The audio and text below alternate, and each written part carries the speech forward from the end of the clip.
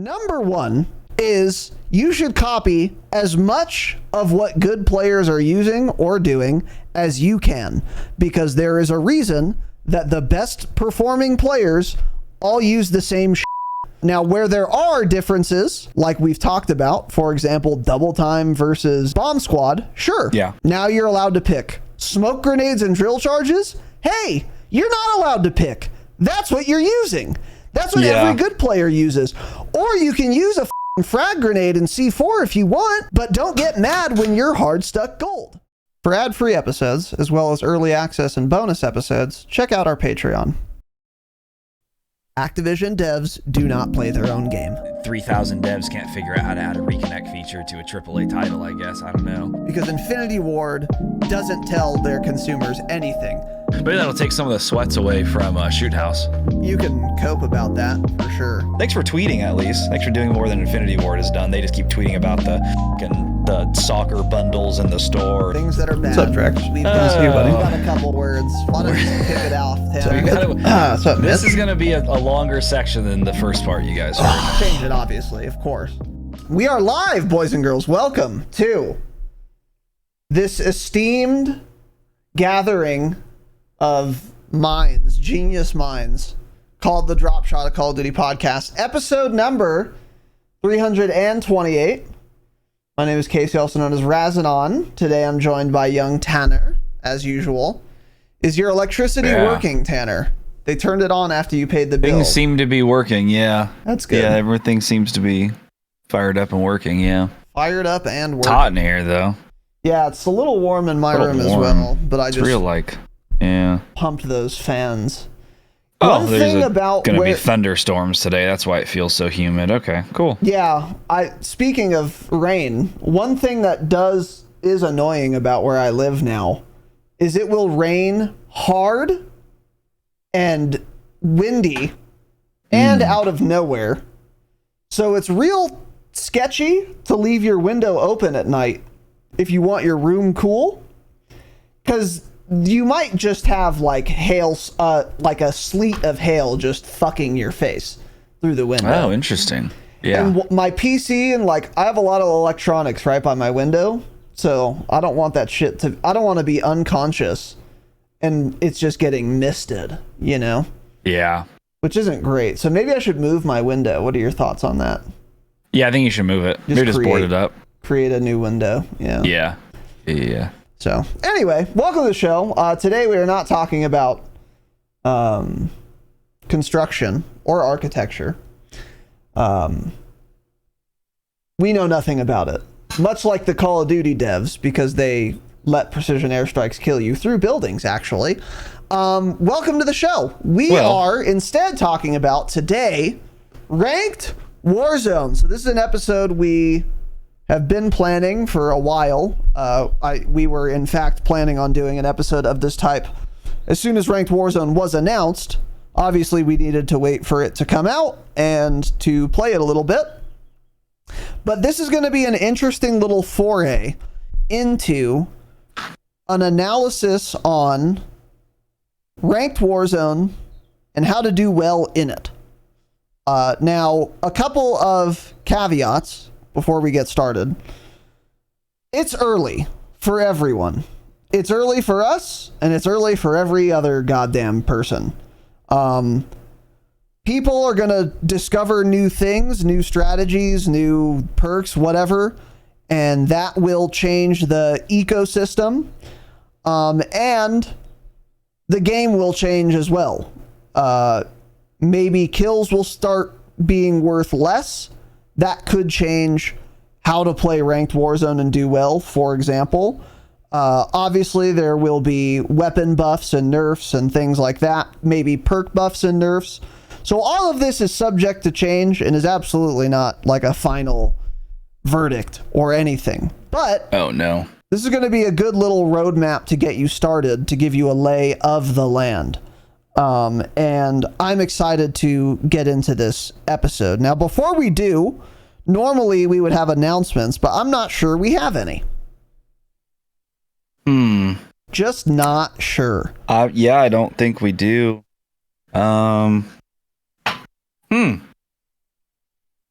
We got some more Patreon episodes coming up.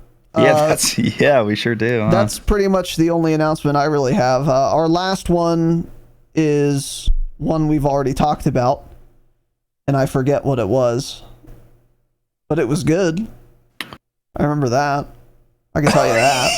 Yeah, what was it? Well, I don't remember anymore. It was like the what we would change, what needs to change. It was the what we would like to see change with Ranked Warzone, yeah. Yeah, going into like season 4, like restrictions and whatnot. Yeah, that's right. We already talked about that, but just as a reminder to all of you who maybe are or are not patrons, that episode is live, so you can go listen to it if you're a patron of any tier. We have 2 more COD related bonus episodes for all of our patrons coming up this month still. We are gonna take another look at Ashika. We have not forgotten about the island, and then probably another look at Ranked Warzone, namely a brainstorm. I think that can be helpful or Warzone generally, like Ma's brainstorm kind of deal. I think it's time for that. And I think there's a lot of interesting things to talk about. But today we're going to be talking about ranked. So one of the things I had wanted to discuss last episode on Thursday was I wanted to make a note of all of the surprising developments in the ranked scene and what people are using that was frankly quite surprising to me and unexpected. And unexpected to, I think, most people. Turns out we didn't have time to do that, and I'm actually kind of glad because I think it's going to fit a lot better to talk about that now, because that is going to fit very neatly into this episode, because as well as I will reiterate, one of the easiest ways to do well in Ranked Warzone is to copy what other people do who do well. You know, if you're trying to be like a good free throw shooter, you probably shouldn't shoot the ball granny style, because every good free throw shooter doesn't shoot that way. And there's probably a reason they shoot the way they do. So you should do that. You should stop shooting granny style. So we're going to get more into that particular point. But the utility of looking at the ranked scene so far is twofold, maybe more. Number one, keep you guys abreast on the situation. I know a lot of people who play ranked don't really have time to do that and also be watching a ton of fucking streamers and seeing what these top 250 kids are doing that's working really well. So kind of just to inform you on what people are doing and why those things are successful right now. And number two, to take that knowledge and the observations we will have made by that time and overlay them onto you as a dog shit kid at Warzone. Because obviously you can copy Symphony's loadout, but you can't copy how he plays. You're not good enough. You're not young enough. And you're saddled with debt. You don't sleep well at night. In fact, you sometimes try to go to bed early, but then your mind starts racing and you worry about your bills, your mortgage, your kid, your fat bitch wife who you hate, you resent, and you see. Jesus, man. And then you stay awake for an extra 2 hours, even though you planned on getting a good night's sleep, but your mind won't let you, right? And for these reasons and more, you're just not talented. You're not going to be able to play like Symphony, even though you can copy his loadout. So with that knowledge, how do we kind of work around you being fucking dog shit and make you as successful at Warzone as you can possibly be? That's an important question, and that's what we're going to analyze today. Got it. Yeah. Okay. So just keep that in mind. And by the way, I'm not trying to insult anyone. I'm dog shit too. I'm never going to be top 250. I'm in my 30s. That boat, first of all, that boat was never in the harbor as far as I'm concerned. But if it ever had been, just dog shit. It would have sailed more than a decade ago. Far too old. So so let me be clear. I'm not throwing stones from a glass house. I'm outside the house with you. And I'm throwing stones in the air, and some of them are falling on me. I'd like to throw a big stone right at your head. Well, yeah, okay. Sure. Throw it right at that little head of yours, yeah. You'd miss. I wouldn't. You'd miss. And then I would take it off the ground. I just smash it over your head, then I actually wouldn't even throw. I just smash it over your head. To me? Yeah, that's interesting. I won't miss then. Well, anyway, yeah. Use riot shields and fucking Cali sticks and Warzone 2, don't you, you pig? You melee pig fuck. You use a riot shield still on shipment, so. Oh, of course I do. I absolutely do. I'm proudly. Anyways, all right, enough bullshitting. Let's get to the program. So, as I said, we're going to start with looking at the rank scene so far. And frankly, again, I will reiterate, I'm shocked by what it looks like right now. It's usually fairly easy to predict what is good and what people will use in like a ranked Warzone, competitive Warzone environment to do as well as they possibly can. Usually pretty obvious. And maybe there's like one little thing or two that most people don't see coming when it comes to that. That's just not true here. Most of what is going on in the top 250 is surprising to me. I did not at all see coming. So we're going to start with that, talking about that and why they're doing these things. And then again, we're going to get into what you can do and what strategies you as an average or above average or even far above average player can do to maximize your success in Ranked Warzone.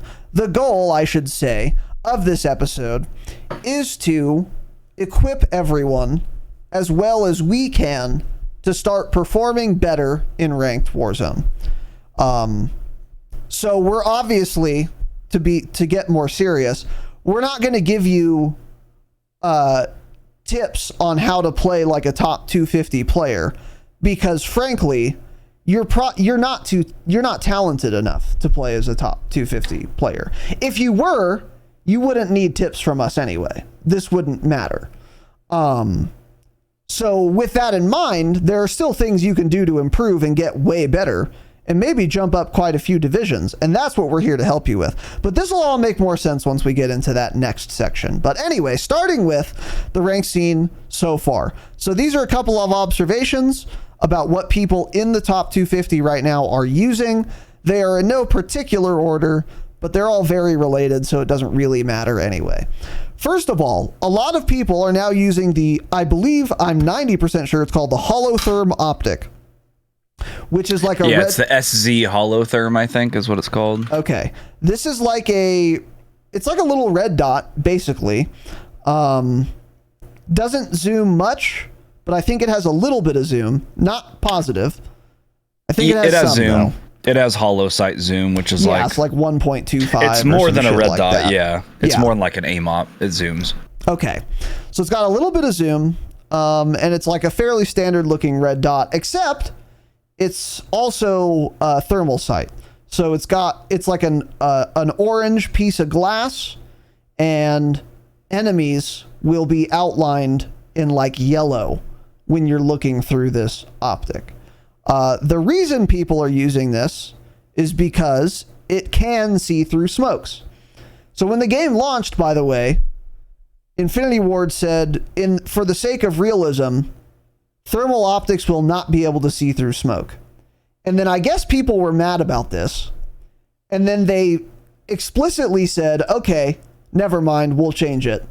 Thermals can now see through smokes. Evidently, that's not possible in real life. I didn't know that, but sure.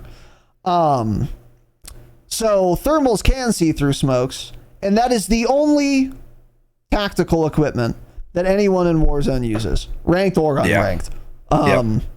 So obviously being able to see through smokes is super, super, super valuable. So that I'm not terribly surprised by. In fact, I had even mentioned trying a thermal optic before ranked came out, for this reason. But yeah, people have caught on, and the Holotherm seems to be the one that everyone is running. I do wonder if there are other thermal optics that are maybe better options? I suspect almost certainly not. No, I think all the other ones are either hybrid sites or they're just like a straight Zoom site. Yeah. I'd the thing is too with the holotherm is so it outlines players that are like in or like behind the smoke.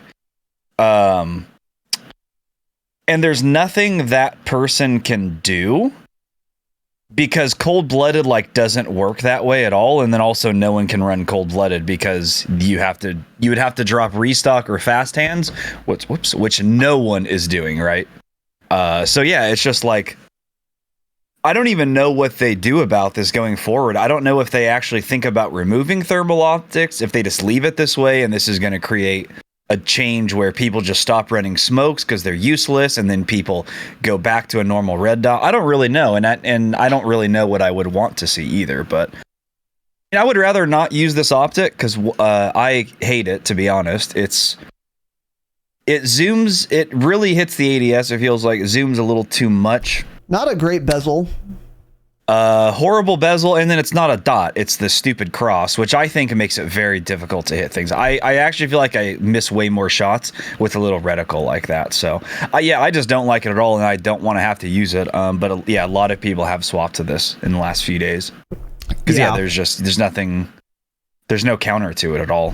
Yeah, in my opinion, like you said, I was going to mention cold-blooded, but you really can't afford to run it, so. Well, and it doesn't work. Yeah, and it doesn't work, I guess, yeah. So even if they fixed it, you wouldn't be able to... I don't think it would be worth it, although we'll explore that idea in our brainstorm, patreon.com/thedropshot, because I do want to actually think about that more, because if people can afford to drop fast hands for resupply, maybe you can afford to drop it for cold-blooded if they ever fix that bug, because you shouldn't be able to be seen or outlined through a thermal optic with cold-blooded. That's how it's intended to work. So ostensibly they're going to make it that way at some point. And then there's an interesting question there of, is it worth running cold-blooded? Maybe. So we'll talk about that more on Patreon, but that's a topic for that bonus episode. That'll be coming out this month. What was I going to say? What I would like to see on this topic is they need to go back to thermals not going through smoke. It's dumb. It defeats the purpose of having a smoke grenade, especially if you're in like a high skill rank lobby. Like, let's say you're playing in like even like a diamond or like crimson ranked lobby. Everyone's going to be using this optic. So it's like, why even use smokes for the people with ground loot? Or for people who have SMGs, they're still going to be useful. Don't get me wrong, but I really liked before this became meta where that I could throw a smoke and be very confident I'm going to be able to like move and not get shot. When did they even do that? I don't remember that. When did they make that change? I think it was during beta. It was really early. It was during beta or literally the first week of launch. Okay. The thing is, if it doesn't also work through smokes, then what's the point of ever using a thermal? That's like the one thing they have. Well, a thermal red dot, there wouldn't be a point. Yeah. Yeah. Because it's like, sure, you can kind of see people better, but then also it has a cutoff, so it's not like you can look and see someone on thermal like 300 or 400 meters away. They're not going to light up that far. I don't know what the cutoff is, but it's not that far. So it's like you can't just scan a wide area and be like, oh, there's a guy over there, because it doesn't do that either. So yeah, it's like if they don't work through smokes and show people, then there's actually just like there's no reason to have them in the game whatsoever because they serve almost no purpose. They would serve a purpose as a sniper scope, because that was something. There were a couple of times in Warzone 1 where some people were using a thermal like giga zoom scope on the snipers. Yeah. Not to see through smokes, but just to like be able to notice people really far away. Yeah. The thermal scopes, in my opinion, were a lot better in Warzone when they were very clear. This game too, they don't like outline. Yeah, that's true. The people as clear. Yeah, because they were like white people on like a dark gray. Yeah. That would be the point in theory. That obviously wouldn't matter in this game, especially with the velocity as it is right now. But I would be okay with that. I don't think thermal red dots like should give you anything. Yeah. Yeah.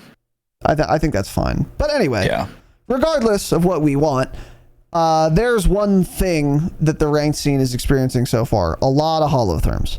Next is the one that is somewhat surprising. So what is not very surprising is that everyone's primary AR now is the Cronin Squall. We were a little ahead of the curve on this, partially, when we were talking about it, I think 2 episodes ago. Like, the Cronin Squall is insane. The time to kill is, like, stupid fast. We want to try it on Moz. And then after we did that episode, Swag, Biffle, Nick Merckx, Symphony listened and were like, I should try that. So then they tried it, and then it became meta, which it is now. That's not that surprising, especially looking at the stat line on it. The time to kill is fucking gross compared to other ARs. If you're using it with a red dot, it doesn't have so much recoil that you can't use it on Moz. It seems like fine. So that's not that surprising that became meta. What is surprising is the fire mode that is meta, which is semi-auto. Everyone I've seen lately is using a Cronin Squall with a holotherm and a 50-round mag, and they're firing it in semi-auto almost always. I have seen yesterday Aiden swapping between full auto and semi-auto mid-match, depending on the circumstance. But most of the people I've seen using it lately have had it in semi-auto, and they don't ever switch to full auto. Now, the reason this is happening is because in this game, fun and exciting new feature of this video game, for certain categories of weapons, the weapon will maybe it's just battle rifles, actually, I'm not sure, but the Cronin Squall is technically, it's in the battle rifle category, and every battle rifle has select fire, and when you put it, or if they have select fire, if you put it in semi-automatic, each bullet does more damage than if you put it in fully automatic. So landing 5 bullets with a Cronin Squall at 10 meters at someone's leg does not do the same amount of damage depending on if it's full auto or semi-auto. It actually does more in semi-auto. And this is not a small difference. And given how much recoil the Cronin Squall has, it kind of makes sense to put it in semi-auto anyway. Sometimes, even if there was no damage difference, but also there's a considerable damage difference. So in full auto, the base damage of the Cronin Squall is, I'm just going to read you guys the long damage range. So the farthest damage range is the most relevant one. 27. Torso damage 31 and headshot damage 44. That's at its longest damage range in full auto. So once again, 27, 31, 44. Compared to semi-auto.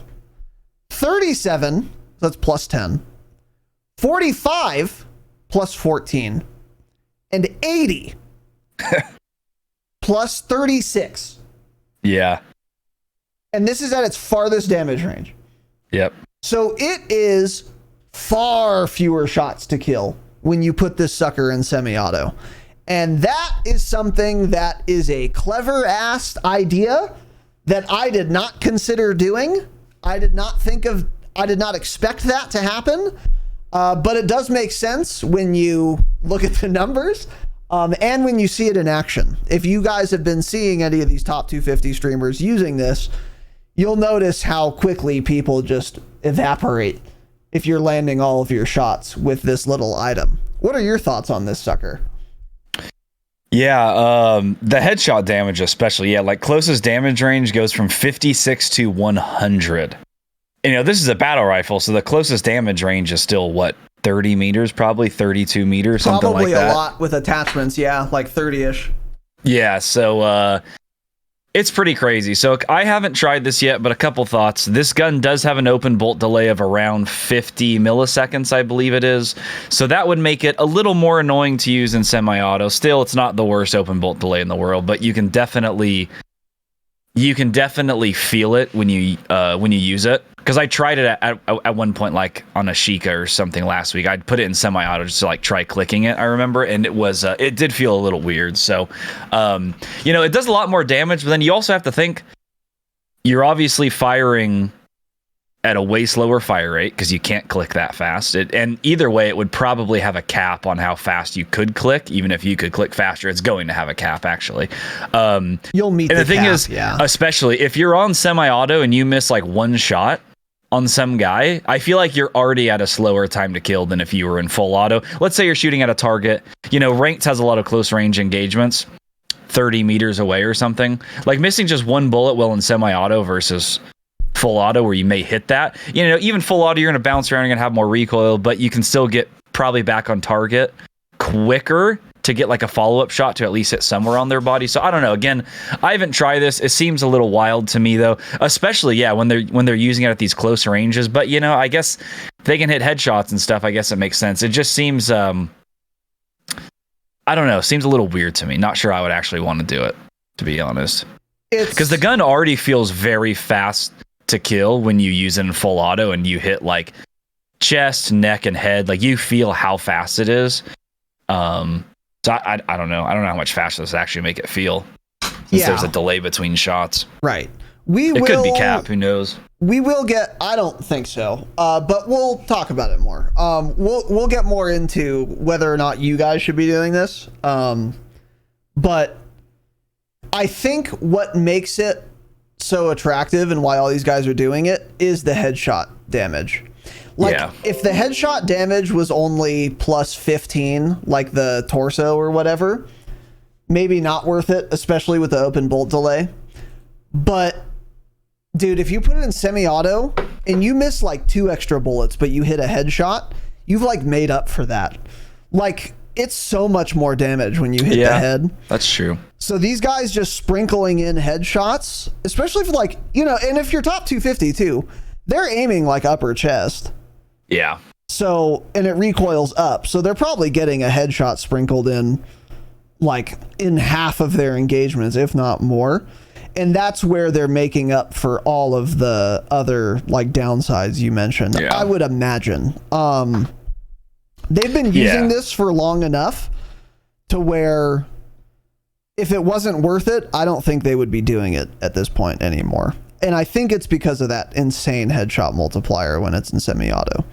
Yeah, the most unfortunate part about all this is this means the Cronin will get nerfed come season 4, which is unfortunate because we had said that like last week before that. It's like, when season 3 Reloaded came out, we're like, dude, they did not touch the Cronin. Great, because people aren't using it. Great, I can continue to use it, and it's really, really good, especially on a Sheik. It absolutely fries. Now everyone's using it. This shit's gonna get nerfed in season 4, unfortunately. And because I don't know what gun I'd want to use after that, so that's what sucks. Yeah, I know. We'll get into that as well. But it's gonna get over nerfed too, because it's Infinity Ward. Well, Raven, I think, does most of that now. I mean, most of the weapon balancing they've been doing, it's how many times have they nerfed some of these guns and they're still usable? I mean, the Hemlock's been nerfed, 4 times, and some people are still using it. People were using it up until like 4 days ago. So yeah, I don't think they really do that much anymore, because it seems like Raven's doing that shit. I hope so, because then it would be like a sensible nerf. But like they ruined the Rawl. And then they continued to nerf it after no one used it anymore. Some people still talk about the Rawl being good. I remember like the day Ranked came out, a lot of people were trying the Rawl even then. And then some people say like, it's still pretty good. But yeah, I haven't used it in a long time. I find that hard to believe. Maybe it's still good, but it's for sure really bad compared to what it was when it was at its peak. Yeah. I mean, maybe it's usable still since all the other guns have been balanced a little bit more. But yeah, I haven't tried it in forever. Yeah. So either way, that's just, again, we're just giving you guys what these really good players are doing, who are really successful at Ranked. Submachine guns, not surprisingly, Vaznevs and MP5s. This is very predictable. Again, one thing that is not predictable, we're also seeing all of the ammo types being used on the submachine guns. There is frangible, which delays health regen. So normally you take damage, and then after 3 seconds or something, 2 maybe, your health will start regenerating. Unless you got shot with frangible ammo, and then it's like 5 or 6 seconds. It's like a lot longer. It's 5 seconds to 9.7 according to what Ace had said. That was in multiplayer, when judging actual base health. Yeah. I would imagine it's the same in Warzone. So that's, I would imagine, a considerable difference. And then another ammo type that is being used is overpressured, which causes more flinch on the target. So more aim punch you're inflicting on the other person. And then the third one is hollow point, which stops people from sprinting if you shoot them in the legs. Yeah. So the fact of these being used at all surprises me. The fact of hollow point being used especially still surprises me. But I have not personally seen anyone using hollow point myself. I've only seen frangible so far. But Tanner's telling me that some people are using hollow point. Yeah, because it's really easy to tell, because in streams, that's like if someone's using it, it'll say when they swap their guns, it'll say Lockman sub overpressured or something. Mm-hmm. So you can look in the bottom right corner of watching these guys, and I'm always surprised at how many are running any ammo types at all. And then I'm surprised which ones they're running. Like I don't know if Huskers are still doing it, but like last week, the week before, he was running hollow point, and I was like, does he not realize it only works when you're shooting them in the legs? Watch his stream once. There's not one point in a 12-hour stream where he's purposely aiming for some guy's leg. Right. And even if he's not purposely aiming for it, he's rarely hitting someone in the leg. So I'm like, I actually think these people just believe what it says in game, where it says like inflicts crippling power, and they just equip it because they don't realize how it works. So don't ever run hollow point unless you're going for leg shots for some unknown reason. It's wild to me. All of the ammo types, I think it's pretty crazy to run. Again, we haven't tried them, but I don't think, looking at it, I don't think I can recommend using any of them, really. I am not so sure. So, like, the thing about submachine guns, like a Vaznev without an ammo type, there is a floating attachment there, I feel like. And it's probably the underbarrel. Because I think a lot of people, like, if they're using, like, the ranked multiplayer build, they're running like an F-Tac Ripper for some more like aim stability or whatever. I think you can afford to drop that, honestly. Especially in Warzone. I think it's okay to drop that. I would agree with you that you should not be running hollow point, though. Of all the ammo types, that does seem to be the worst one. Interestingly, if I was going to run hollow point, I would put that on a hipfire build where you're not aiming and bullets will hit the legs. But even then, I'd rather run something else. The only logic, especially on a hipfire build when you need hipfire attachments, actually. Yeah, that's another thing too. You can, I don't know if I can sacrifice something on a hipfire build, whereas maybe I could on an ADS build. But like the only logic I can think of for hollow point is these people play so aggressively. Their logic might be, when I'm in a close range gunfight, I'm 100% going to win every time. And if I run hollow point, I can stop him from running away so that I get the kill sooner, so that I can go get more points by killing other people. That's the only logic that they could have that would make sense to me. Obviously, this would not apply to any of you listening. And even then, I don't think I would accept that. This is one of the things I would push back on even really good players using. But maybe there's some good reason that I just can't conceive of. But if I was going to run an ammo type, it would be frangible. That seems pretty solid. A 10-second fucking health regen in like a gunfight, that can definitely make the difference, I can imagine. And then causing more flinch as well. I think that could be a pretty big difference. Especially if, you're shooting someone else and they are used to their gun having a certain amount of recoil, and they're used to controlling a certain amount of recoil, pulling down their stick a certain amount, and then all of a sudden you're shooting them with overpressured and they're flinching way more, they're going to have to pull down to compensate for that aim punch more than they're used to. And that can cause them to miss like 2 or 3 extra bullets, and that can easily win you a gunfight. That makes sense to me too. Is it worth the attachment? I think it depends on what you guys are running on your SMG. I think if you're running an ADS build with an underbarrel, I would imagine you can afford dropping that for frangible or overpressured. I think it's worth trying out for a couple games and seeing how you like it yourself, or even hollow point. Maybe we're wrong on that. If you're running a hipfire build though, yeah, like Tanner said, I don't think I would do it. I'd have to drop the collapsed stock attachment, and I'm simply not giving up that mobility to be able to like get more aim punch or whatever. I don't think it would be worth it for a hipfire build. Yeah, I don't think so. I'm opening up the game to look at all of these and actually see what they say. Because, some people have talked about the tuning with it too, but it's like, even if the tuning, what is the tuning going to give you? Bullet velocity, damage range? When tuning, that's going to give you what? Maybe an extra meter at the most of damage range? That's not really going to make much of a difference, but I'm opening up the game to kind of look through some of these since they changed them, a couple months ago, I think it was. They, I think, removed most of the cons from them, actually. So a lot of them don't technically have a downside anymore. That is an interesting point, that if again, let's say you're dropping an underbarrel. If the underbarrel tuning categories are all kind of useless for you with an SMG, so maybe it's like, I don't know, like flinch resistance and fucking sliding hip fire accuracy, which is a tuning thing you can do even though you can't shoot and slide. Or you could pick an ammo type, and the tuning there on each axis is actually something you want. Like, you'd be able to essentially eke out more damage range by using an ammo type attachment over an underbarrel, merely by virtue of the tuning, not by virtue of the attachment itself. That's an interesting point too, and that would make some sense, depending on what you can tune for. Yeah, so frangible inflicts wounding effect. The only con is bullet pen, which you don't get bullet pen with SMGs in this game anyway, so it doesn't matter.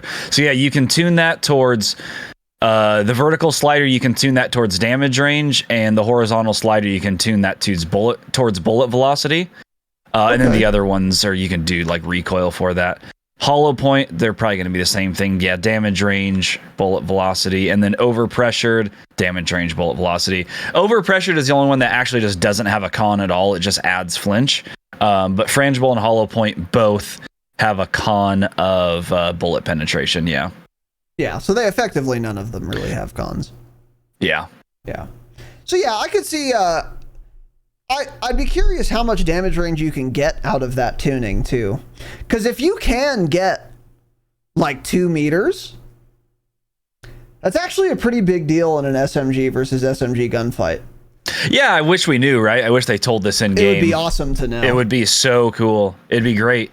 Because it could be anything. Imagine the guns you could build, yeah. It could actually be anything from, I can imagine, 0.3 meters extra to 3 meters extra. Mm-hmm. And that would be a significant difference, obviously. And I would absolutely drop an underbarrel if I could get a nice little benefit where they flinch more, but also, more importantly, maybe for me, 3 more meters of damage range. So my Vaznev goes from an 8 meter first damage range to 11. That's a big deal, actually. So now it makes a lot more sense. I just can't see it being that big. Exactly. Yeah, exactly. And we have no idea. But the shout out to Infinity Ward, by the way. But either way, yeah, that's an interesting little development, but it does make sense. So something to keep in mind there. Next, I'm pleased to report not much perk package swapping going on. I, in fact, have not seen anyone in the top 250 stowing perk packages and exploiting the fact that you can switch them immediately. This is something I complained about a lot, and I predicted, in fact, people would be doing this, and I'm pleased to report I was wrong, at least so far.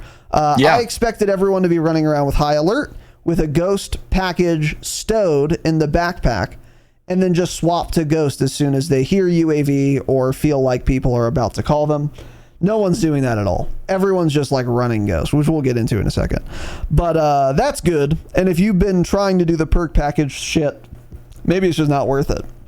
None of the best performing players seem to think so. So especially, since like I had said that I tested last week, when you swap, if your restock is like 80% complete and then you swap packages and then swap back to it, it has to restart. It's like, you have to run around with restock equipped for actually like 2 minutes or something, 2 or 3 minutes basically, to get your lethals and tacticals both back. So I don't know.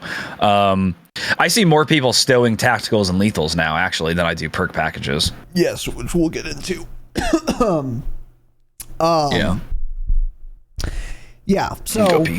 So that's kind of surprising, but a good development, and it simplifies the game too. You're spending less time in your backpack. This is very unsurprising, but everyone's using drill charges and smoke grenades. I've nothing really to say on that. I mean, this was expected and is the case and is not shocking at all. Next is a little interesting. The perks people are using in the top 250 are not uniform. Unlike pretty much everything we've talked about up until this point. Everyone does seem to share running Overkill and Ghost. Those are a common thread no matter what. Overkill, pretty surprising. Fuck Jake, by the way, who thinks this is cringe or whatever. I guess Shifty is worse than you, huh, Jake? Fuck you. But I am still surprised by this. Everyone's just running Overkill. They don't bother getting 2 loadouts or whatever. But when you think about it a little more, does make sense with how important getting kills are for SR. If you get Overkill, you have to spend a lot less time looting that you could be spending chasing kills. Yep. And you have to spend a lot less money that you could spend on UAVs instead by just getting Overkill right away. And what are you really sacrificing for that? Yeah, tracker on Al Mazrah, what? Exactly. Strong arm, not that good. Especially with everyone running drill charges, it's, you're so close to it. You're usually underneath someone throwing a drill charge above you, so yeah. Right. So there seem to be 2 very popular perk packages in the upper echelon. One of them is Overkill, Double Time, Fast Hands, and Ghost. This would be, I would say, kind of the expected perk package in the top 250. Outside of Overkill, which I'm a little surprised by, but it does make sense when you think about it. Double Time, you tack sprint more, so you move from A to B more quickly. And if you need to chase kills to get a lot of SR, which you do with the point system, it makes sense to take Double Time. That will effectively translate to more SR per game because you're getting to new people to kill faster. That's not that surprising. And then Fast Hands, I mean, you reload faster, you swap weapons faster. What's not to love? That all makes sense. And then the other very relatively popular perk package in the top 250, Overkill, Bomb Squad, Resupply, and Ghost. This one, little more surprising. Bomb Squad, not surprising. Bomb Squad is EOD.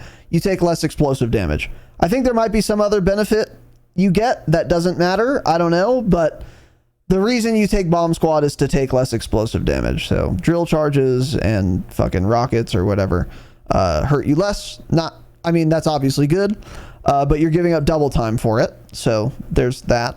And then instead of Fast Hands, Resupply. That's pretty surprising.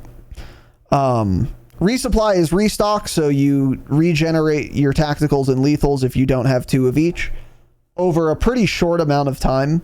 It's like 40 seconds, maybe. It might be different for lethals and tacticals. They've changed this a lot, but it's under a minute for each one for sure. Yeah, I want to say it's like 40 and 50. I don't know if they're the same speed. Lethals maybe a little bit longer. Yeah, but yeah, running drill charge plus smoke grenades and resupply, and you're dropping Fast Hands for that, which I think is doable, and that's why people are doing it. But it is a little surprising. Not that surprising, but a little surprising. And then Ghost. I mean, obviously they're running Ghost, yeah. Yeah. Yeah, everyone's running Ghost. Yeah. So yeah, I don't. The resupply thing honestly is a little surprising to me because it is weapon swap without fast hands is incredibly slow in this game. So like when you said FIFA, who's he was ranked 4, 3, 5 at the time or something like that. The fact that he was running resupply when you saw it, that's a little surprising to me because like when I've been watching like Shifty and them, this was like 20 minutes ago, yeah. They balloon, they sprint on teams, they're running right at them. So it's like they need fast hands because these dudes are swapping guns constantly. So it's surprising as someone as like aggro as FIFA that he'd be using resupply because I feel like you're kind of forced to play a slower game style while using it. Makes sense for a lot of people, the slower paced players in general. Like people like OP Mark still in the top 250, but not getting as many kills as some of these other guys. It makes sense for people like that, again, a little bit slower, focusing more on positioning, but also getting a good amount of kills. But yeah, for aggro players, I can't see. And then again, with the backpack system in this game now, you can hold all that shit. You can hold more of it, Restock was a lot better in Warzone 1 because you needed it. Because if you ran like something that no one else ran, like a thermite, and you threw 2 of them, see ya. You're never getting thermites again the rest of the game until you find munitions because no one has them. Right. So that's why Restock was a lot better in that game. But I think the backpack system just makes Restock worse in this game and not as necessary. For sure. It's a little surprising to me. It's, again, like double time and fast hands are just 2 of those things that make the quality of life for me while playing the game a lot higher when I have them. It's just less... It's more fun being able to do animations quickly. Yeah. It's boring. It really does make the game feel so much slower and boring when it takes me 2.5 seconds to swap my guns versus a millisecond, Mm-hmm. Yeah, I agree. And you're absolutely right. Resupply is not as good as restock in Warzone 1 for that reason. And we're going to, again, get into that. But with that said, you can still play very aggro without fast hands. You just have to... It's one of those things where it's like, if you've been playing with fast hands for the entire time you've been playing MW2 and then you take it off, it feels fucking miserable. Yeah, for it like feels extra slow. 5 games. But then you kind of get used to it, and you just have to be a little more cognizant of like when to swap weapons, because you can't just like swap on a dime when someone's pushing up your stairs. You have to plan a little bit more ahead.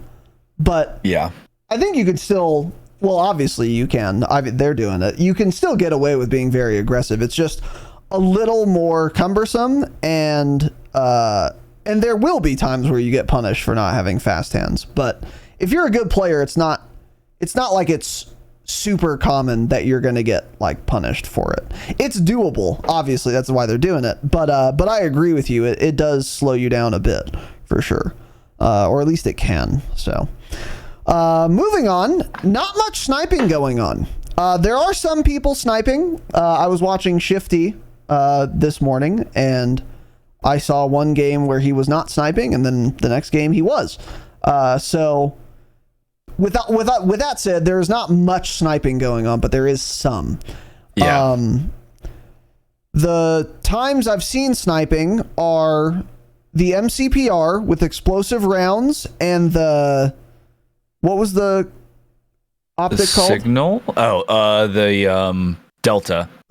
The Delta, which is like a 4x zoom optic or whatever. Or 5.5, something like that. Yeah. Something like that. It's on a full sniper scope. Correct. So it has some glint, but not full default optic glint. I'm not sure why they run it, to be honest, but maybe for an ADS increase, actually. That could be it. But so the MCPR, explosive rounds, and that, or the signal without explosive bolt rounds, because they don't have any, obviously. Just running high velocity on a signal and like trying to 2-tap people. When I have seen sniping, that's what I've seen. But I have not seen as much sniping. Well, I'm seeing about as much sniping as I would expect to, honestly. Because less and less since Ranked is released, yeah. For all of the hissy fits all these kids threw on Twitter about sniping, like, this is one thing I did predict. I said this almost verbatim, give them a week of playing Ranked. None of them will complain about it anymore, because they'll try and use it, realize it's kind of dog shit with how bad the velocity is, and then this won't matter. And we don't need to remove one-shot snipers from Warzone or Ranked. And I was bang on the money on that one. Yeah. Bang on the money. The only thing I didn't account for is that Infinity Ward would even further nerf the bullet velocity of snipers, which was super necessary. Psych. But yeah, not seeing too much sniping, but some people are doing it. I think Breadman and Symphony I've seen with the Signal, which is not a one-shot headshot sniper, but it's a sniper. And then again, I saw Shifty with that MCPR. And he was using explosive rounds, which is the one-shot headshot build. What are your thoughts on this? Yeah, my recommendation is pretty much all of you listening, don't bother trying to snipe in Ranked. Completely agree. It's very high skill. I think I do terrible with it. Even watching some of these guys, and I'm thinking like, why is he, I guess they're just trying it, but I'm like, why is this guy sniping right now? He'd have so many more kills if he wasn't sniping. So yeah, I think it's a complete waste. I don't know why they nerfed it even harder. Do I think they need to buff it? I don't know. Maybe not. Not with Ranked play in now. Because yeah, if it gets to the point where it's like usable, that can make Ranked a lot worse, I think. If the velocity was something like 900 or something, I think at that point you're already getting into snipers just dominating Ranked play, and I don't know if that would be too fun. So I think it's good right now having like an AR fully auto meta pretty much. As fun as snipers have been, they're not in this game, as we've talked about extensively. So yeah, I wouldn't recommend using them at all. Don't bother. Very few people seem to be running them now. I haven't watched Joe stream in a while, but he was one of the guys that was running one every single game for a while. I'm not sure if he still is or not. I'd be interested to see that. Yeah. But yeah, I still haven't tried the Signal. It's too slow, I think. I can't do it. It's so frustrating to use. Even back when, it's reload, frustrating. Even with terrible hands. ADS. Yeah. Yeah. Well, I guess the ADS isn't bad, but it's the reload. Yeah. Yeah. Yeah. It's incredibly slow. It's incredibly punishing missing bullets with a Signal. I think that's the biggest problem. If you're like as good as Breadman or Symphony and you're hitting like actually 75% of your snipes, then 5-round mag's plenty. And the reload speed's fine. Like, sure. But for the vast majority of people, you just get punished because of how slow it is if you're missing bullets. Like, if you shoot those 5 shots and you don't get a down off of it, like, holy fuck, you're out of the fight until it's over. Someone's gonna die in that time. It's too slow. So yeah, it's a very high risk gun to use, I think. But yeah, no, I don't like that it's only fucking ARs in Warzone. I don't agree with you on that. Again, I think they need to just make snipers like they were in fucking Caldera. Only certain snipers can one-shot at any range. They have insane flinch already. They have insane glint already too, which I think is good. If you're using a default sniper optic, you are never not seen if someone's looking at you. Like, it's a lot of glint, which I think is good. It should have that, especially for a ranked mode. You should see where people are who are sniping. I think that would be fine. But they're never going to do that, I don't think. Unless Infinity Ward dissolves as a studio. Raven would probably do it. But also, I would at least like to see a start where they just revert the latest velocity nerf. That would be a start. But even then, we don't even know how much that actually hit it. Yeah, no, yeah, who knows? Thanks, Infinity Ward. That's a good point. But still, yeah, either way. Regardless, again, we're not there yet. It's just a lay of the land. That's what we're seeing with the sniping situation. Now a little bit into strategy of what these guys are doing. There is a fair amount of black site completions. Quite a fair amount. This is not terribly surprising because of how good the rewards are. And if you're a really solid team and you have an advanced UAV end game, that is effectively an I win button. And if you have to take a detour from chasing an extra team, so maybe you're sacrificing 3 kills to do a black site because of the opportunity cost. But once you make it to endgame, you're now essentially guaranteeing yourself first place instead of fourth. I could see that for sure being worth it.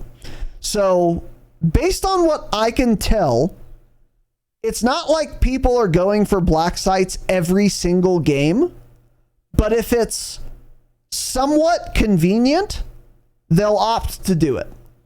Because in addition to an advanced UAV, you're also going to get durable gas masks, self-reses, tempered armor vests, which are really fucking good, more boxes, which is nice, and of course the advanced UAV. So not terribly surprised at this. Annoyed by it, for sure. Don't want to have to do PvE in a ranked mode, for sure. But that just does seem to be the case right now. Yeah, it seems like people will go for the black site, even if it's far away, if it's going to be near the center of the zone. If it's anywhere towards the edge of gas, they're not wasting their time usually. Maybe if it's like it happens to be very close to them, they'll go and do it quickly. But yeah, no one's going to, travel a few hundred meters just to do a black site that's about to be out of the gas. No, they're doing it in center zones. And I was watching one game last week. I don't remember who it was, but there were not many players left, and they had that black site completed, and they were getting that UAV sweep the entire game. So it's can be very good.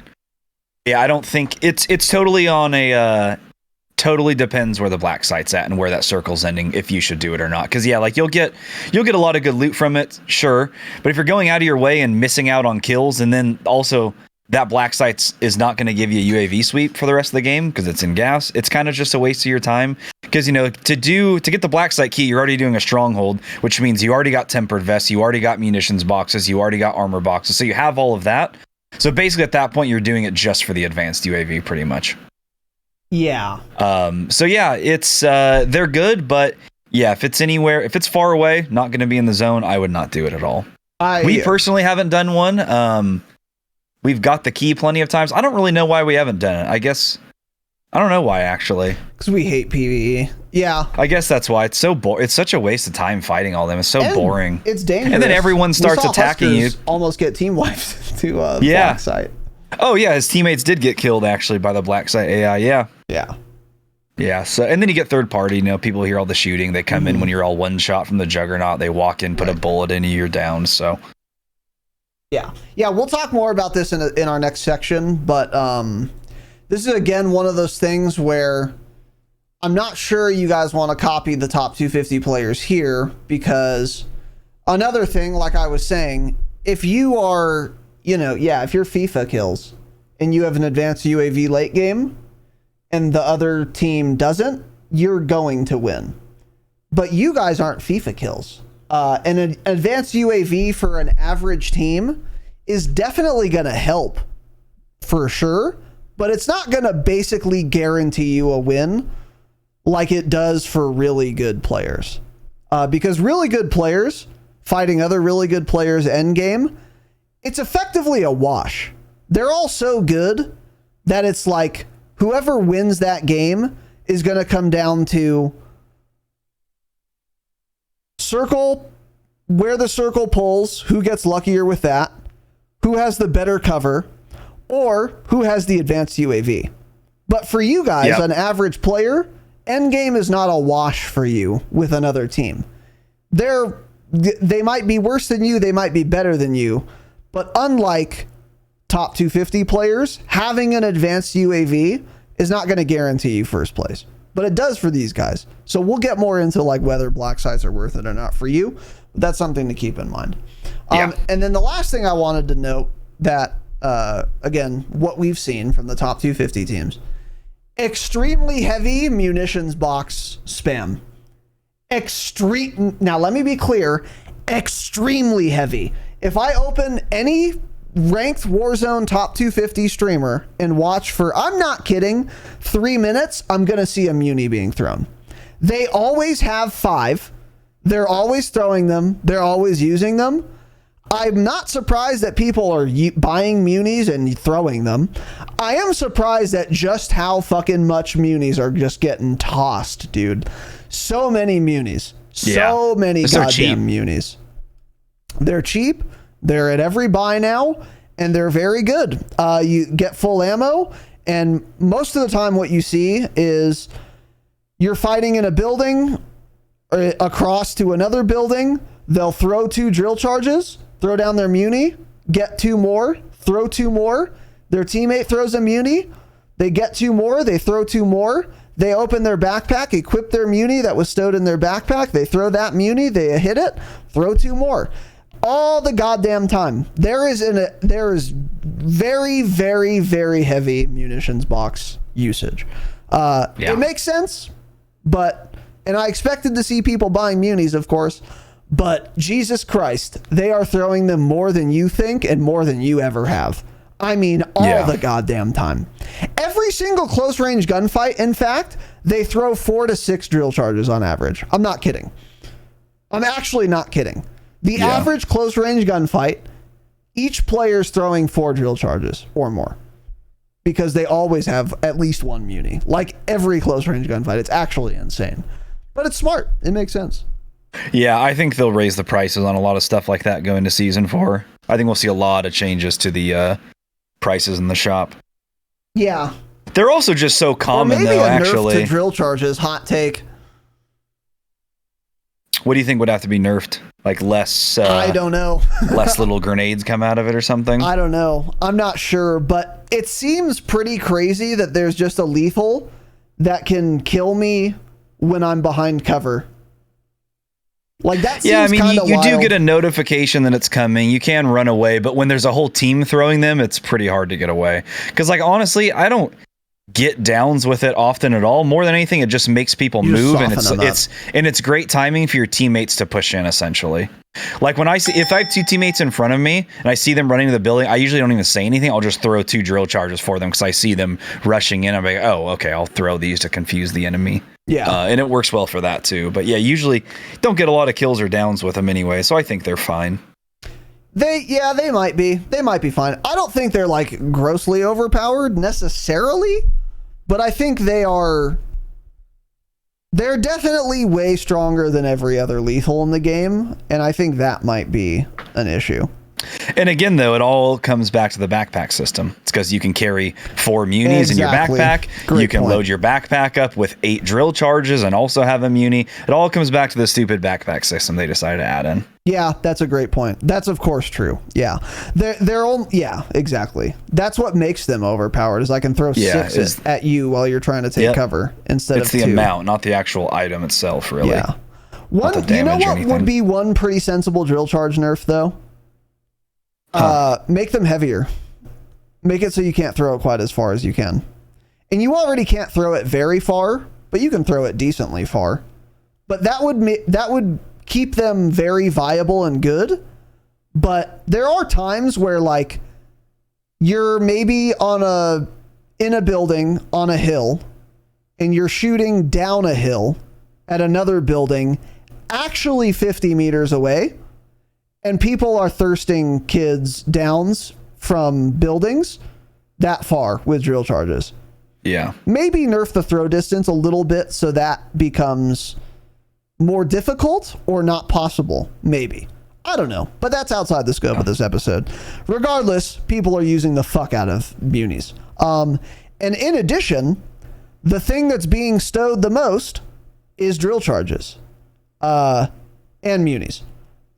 Again, like I said, I expected to see perk packages being stowed, maybe a self-res or some shit, or a revive pistol.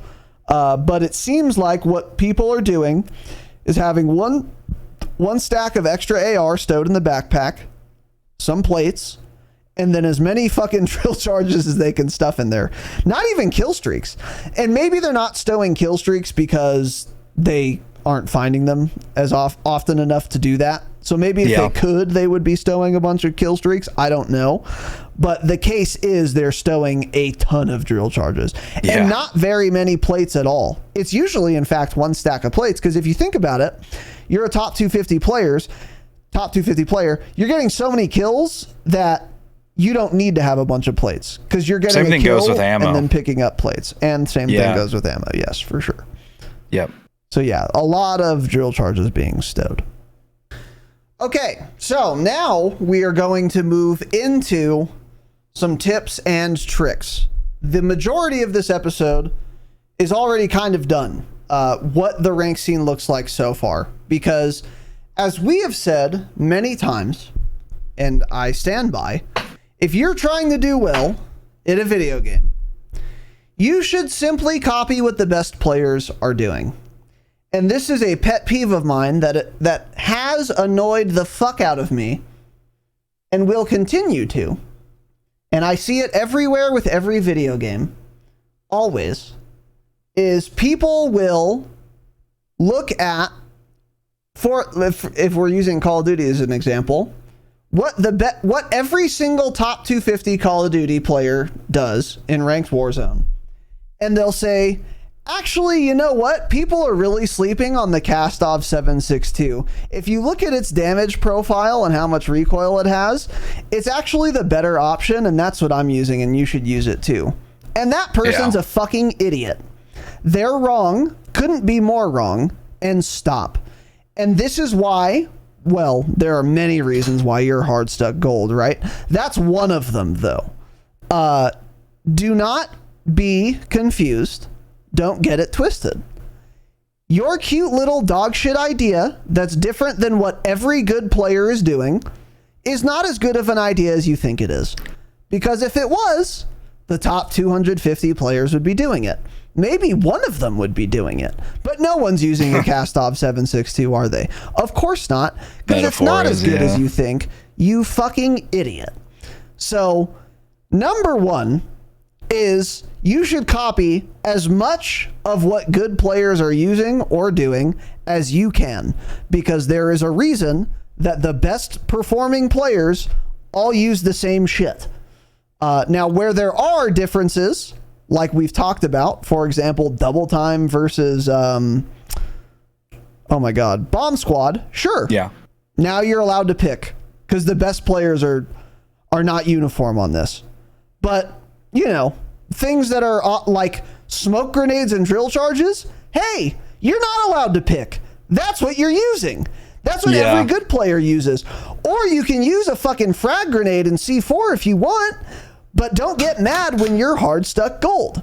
C4 and stim shot. Yeah, that's the meta. Yeah, right. And let me be clear, if you enjoy using C4s and stim shots and you're happy with your rating, that's totally fine. Unironically, that's fine.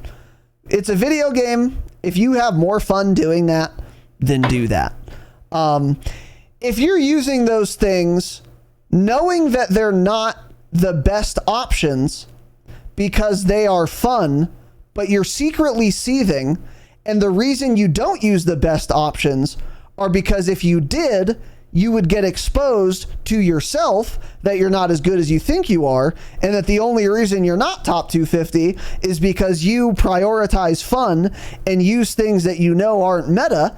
Stop protecting yourself and your shitty ego. Okay, and accept that you are not as good as you think you are. And no, using the Kastov 762 isn't the only reason you're not top 250. It's because you fucking suck. You're not good enough to be top 250. And if you want to do better, just use the shit everyone else uses. Take the wool off of your eyes, realize you're not as good as you think you are, and you already know that deep down, right? You're deceiving yourself, but just confront it. Use the best shit anyway, and then when you're hard stuck diamond or platinum, you can't say, well, it's only because I'm using guns that I know aren't good. You'll just say, you know what? I'm just a platinum player, and that's okay. And that is okay. But I hate those people too that say, oh, I would be way higher rating, but I don't use I'm not a meta slave. That's what they always say. They always say meta slave too. That's a derogatory for people who like to do well. I'd be. Yeah, you don't hear that term too much anymore. I heard that a lot in Warzone 1. Not anymore. You did. I missed that. You did. But yeah, people will say, people who like to engage in this self-deception. And everyone who does this and is listening knows deep down right now, they're like, fuck, that is me. Deep down, they're thinking this. These people infuriate me because you're not kidding yourself, and you're certainly not kidding me. It's like, oh, I'd be a way higher rating if I only use the meta things. It's like you would definitely be a higher rating, but not as high as you think, and that's why you're afraid to use the good stuff, isn't it? Not because you enjoy using shitty guns. So fuck you. Yeah, that's true. They're afraid. Those people piss me off a lot. But anyway, with all of that said, yes. And then there's again the other camp where they genuinely believe that the meta shouldn't be the meta, and there's actually a secret gun that they discovered or a secret attachment that's way better than what all of the best performing players are using. You're wrong. No, it's not. And if you want to do better, then shut the fuck up and equip what everyone else is equipping. Yeah. So again, this is only for if you want to improve. If you enjoy using a Kastov 7.62 and C4, then by all means, actually do it. That's totally fine. But if you want to get better and improve your rating, you can't simultaneously use a Kastov 7.62. It's not, those are incongruent. You're not allowed. You're just not allowed because you're wrong if you think it's better. So keep that in mind. Now, with that said, there are certain things you can copy from the best performing players, and there are certain things you can't. We're going to get into that in a second. And here are a couple of we're going to get into it now, actually. Here are a couple of our caveats. One caveat is, interestingly enough, the Cronin Squall itself. Now, you might be thinking, how are you going to say we should be copying everything possible, but we're not copying the most important thing in a loadout, which is the fucking primary? Fair point. Here's my thing. Using a Cronin Squall in semi-auto, or using any gun in semi-auto, is a lot fucking harder than using a gun full auto. And if you're really good, if you're a top 250 player, you can use a gun in semi-auto and perform better if the gun is good enough, like the Cronin Squall is. But they're also very skilled, so they can use guns in semi-auto and not have to deal with the added difficulty in the same way that an average player might. So my recommendation would be build a Cronin Squall like Symphony uses, use it in semi-auto for a day, see how you do. If you feel like you are losing gunfights that you would have won if you were just using a full auto gun, my advice at that point would be to actually switch to a full auto gun. It won't be optimal, but you can't use the optimal setup because you're not skilled enough in that case. And that's actually totally fine because it is pretty hard to use a semi-auto gun as your primary AR. They make it look easier. Yeah. They make it look way easier than it's going to be. Now, it's not insurmountable. You can use it. If you're like above average, I think you're still going to be better off using a Cronin Squall semi-auto. But if you are average or below average, or if you're like new to FPS games or whatever, using a semi-auto gun might cause you to miss so many more shots than if you were just using something else in full auto that you're actually going to perform worse with it. Some of you just can't unlock the potential of the Squall and semi-auto, and that means it's not worth using for you, and that's one example of where you shouldn't be copying what the best players do. What are your thoughts? Yeah, I agree. I mean, like I said, I don't even know if I would use it in semi-auto. I was using it in full auto and I thought I was doing fine. So I don't know, maybe I would actually surprise myself and do better in semi-auto. But yeah, like, I don't think I would recommend most people to use that. I mean, even a lot of listeners we have, I don't even know if I would recommend the Cronin Squall, period, honestly. It has the fastest time to kill, but on paper, you see the really good players have finally dropped the Hemlock because the time to kill is so much slower. But for a lot of people listening, it may be easier just to use that because the gun like doesn't move if you set it up a certain way. So even at range, you're hitting every bullet, whereas a Cronin, you're not controlling that at all, so you're hitting 0 bullets. So, you know, even for as slow as a gun like the Hemlock, as slow as the time to kill can be, it's, I think, just the better option for many of you. Yeah. So, Yeah, certainly I wouldn't recommend the Cronin Squall and semi-auto to probably most people listening, yeah. My recommendation would be, again, if you feel like you can, if the idea sounds appealing to you, that would be my only thing. If the idea sounds appealing to you and you want to see if you can unlock its potential, you should try it for a full day and just see how you do and go from there. That would be my recommendation. And yeah, how many people is actually going to work out for? Great question. Not all of you, but I think its potential is so high that before it gets nerfed, it's worth looking into, and you might as well exploit it if you're capable of doing that while you can. If it is too much for you, Hemlock, you're not going to miss bullets. So if you're far below average, hitting every shot on a slow killing gun is still going to be the fastest way you kill people. But maybe if it's just a little too crazy for you to use a Squall and Semi, try the Lockman 5.56. I've seen some people talking about how that's good, and it's full auto. It got buffed a lot recently. It's got some recoil, but it's definitely easier to control than a Squall in full auto or semi-auto. That's another thing you can look into. Those would, I think, be my two recommendations for full auto guns. It's hard for me to say right now because I can't look at the landscape and give you a full auto gun to use because no one's using one. They're all using the Squall. And another thing, actually, I might say is that if you're using the Squall semi-auto and that's too much for you, maybe use the Squall in full auto and see if you can do that. Because that might be a better option for you than a Hemlock or a Lockman 5.56, actually. Because even in full auto, it still has a very attractive damage profile and damage range profile, too. Oh, it's very good, yeah. Yeah. So that's like one dimension on which you might not be able to just copy what good players are doing. Sniping is another one. We already kind of talked about that a little bit. I would say unless... If you're not sure whether or not you should snipe in Ranked Warzone, you absolutely should not snipe. The only people that should be sniping in Ranked Warzone are people that we wouldn't be able to persuade out of doing it anyway, in which case what we say doesn't matter here. So if you're not sure if you should be sniping or not in Ranked, don't. Yeah. It's way too hard and not...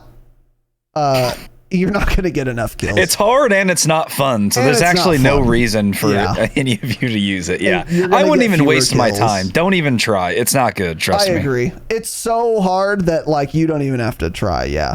The only people that should be sniping are people who are already sniping, will continue to snipe, and are not going to stop sniping no matter what a couple of podcasters say anyway. Yeah. So yeah, don't snipe, basically. Yeah, I'll just say don't snipe. That's another thing. And then the black sites. Again, we already kind of talked about this a little bit. This is one thing where maybe it's not worth copying the streamers. Even if there's a black site fucking dead center zone and you're right next to it, I'm still not sure if it's worth it for you to do it. It's going to take you longer. You might get team wiped. It's actually very likely you get team wiped. Again, to the AI, you mean? Pardon? To the AI, they get wiped? Is that what you're saying? Yes. Yeah. Or third party. But just to the Juggernaut. Again, Huskers and his two top 250 friends, whoever the fuck he was playing with, they almost all died to just a Juggernaut in a black site. So that's to be fair, that's kind of a fluke. It's not like it's always that difficult for them. But that just goes to show you they are formidable enough to where it's going to take you a while to finish a black site, and you can get third-partied that entire time. And most importantly, I would say, is that unlike Husker's team, when you complete a black site and get the advanced UAV, that's not an auto-win button for you, but it is for Huskers. So you're not getting the same reward they are, effectively. Because when Huskers gets an advanced UAV, if no one else in the end game has an advanced UAV, he's guaranteed to win that game unless the lobby crashes or he has a dev error. He's literally guaranteed. Because they're getting to that point in the game too, and they can get those kills when other people can't. Yeah, exactly. But you, listener, can't. Even if you're like above average, there are going to be plenty of everyone in the final circle is going to be above average. So that doesn't matter. So an advanced UAV, unlike Husker's team, is not an auto win button for you. So with all of those things in mind, I'm not sure ever doing a black site is worth it for the average player. It takes so much time that you could be spending rotating or getting kills on other teams, conserving more ammo. You know, I don't know if it's worth it. What do you think? Would you ever do a black site as an average gamer? No, because you're right. There's a very good chance they'll kill you. That you'll just die to the AI. Yeah. Or I don't think, too, but it's hard to say though too, because it's in ranked. It's kind of matchmaking you, not really. So if you're actually like a hard stuck bronze or silver player and you play a lot, you're maybe not going to get third partied. You're actually just more likely to die to the AI at that point, because that AI, the AI in the black site, they have armor. There's the Juggernaut. They're hard to kill. There are a bunch of them. They get reinforced still. So it's pretty rough. And the only thing you're getting that you can't find otherwise is the advanced UAV. You can buy self revives. You can find them. Tempered aren't even that uncommon. Again, you already got them at the stronghold anyways. So I don't think I would recommend that to most players anyways. But also it's not because of the added time. Because if you're a lower rank, you're not starting the match with a bunch of SR lost anyways. So it's not like you're losing out on a bunch of SR by not getting kills and stuff during that time. It's more just there's a good chance you'll die and then you'll be out of that match entirely. Yeah. So you just never gain SR. And someone in chat is saying, Narcissist in YouTube chat is saying, the unlimited UAV from the black site is definitely worth it. So when you take a black site or a stronghold, you get a UAV sweep around that black site in perpetuity. And that makes to this individual doing a black site like more attractive. That's sort of true, but also you have to remember everyone runs Ghost. So a regular UAV sweep is not as strong as you think it is. It's really the advanced UAV you would want out of a black site. That's really it. Yeah. And you have to be a very good player to leverage that maximally to secure you a ton of kills or a win or both. And the average player just isn't going to be able to do that. Yeah. So, yeah. That's another thing I would say, probably just skip on. So, with all of that said, everything else that these streamers are using, if you want to improve in ranked, you should be doing. So, using a holotherm optic, for example, you should be doing that. Using a drill charge and smoke grenade, you should be doing that. Using an MP5 or a Vaznev, you should be doing that. Using overkill, bomb squad, double time, fast hands, resupply, or ghost, you should be doing that too. And it's that simple, and that's it. You're not allowed to use another SMG. You're not allowed to try sniping. You're not allowed to, I don't know, do anything else. You're not allowed to not run overkill. You're not allowed to run high alert. These things are banned. They're prohibited. Now, if you think you're going to do better running high alert than Ghost, you're fucking wrong. And you're shit. And you need to come to grips with the fact that every single person who's better than you and in the top 250 disagrees. And there's probably a good reason they disagree. So I don't care how much you like high alert. I don't care how much you think it's helping you. It's not helping you as much as Ghost would. No. Otherwise, 1 out Especially of 250 players would be using it. Unlike you, kid. So if you want to improve your rank, stop deviating at all in any way other than the ways we've mentioned. It's really that simple. Or deviate all you want, knowing that it's suboptimal, and have fun. Good for you. But you can't deviate and then be mad that you're the rank you are. That's not allowed. You're not allowed to. Because you're wrong. And I'm telling you now. We are telling you now. So keep that in mind. Now, again, those are the dimensions on which you can copy the things that are contributing to the success of top 250 players.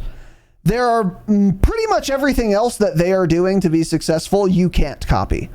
Not because I'm prohibiting it, but because you're not good enough. No one who's in the top 250 is listening to this podcast. So, and if you are, you don't need my fucking advice. I'm not in the top 250. Yeah, you never will. And I never fucking will be. Yeah. You won't even be out of bronze. Even if I am out of bronze, even if I had a time machine, I wouldn't be in the top 250. It's not possible. I'm not talented enough. I wasn't born with it, but we've talked about that quite a bit. We'll get into it a little more right now. So as far as how to play, you are not going to be able to copy what these streamers are doing. You're old. You weren't born extremely talented.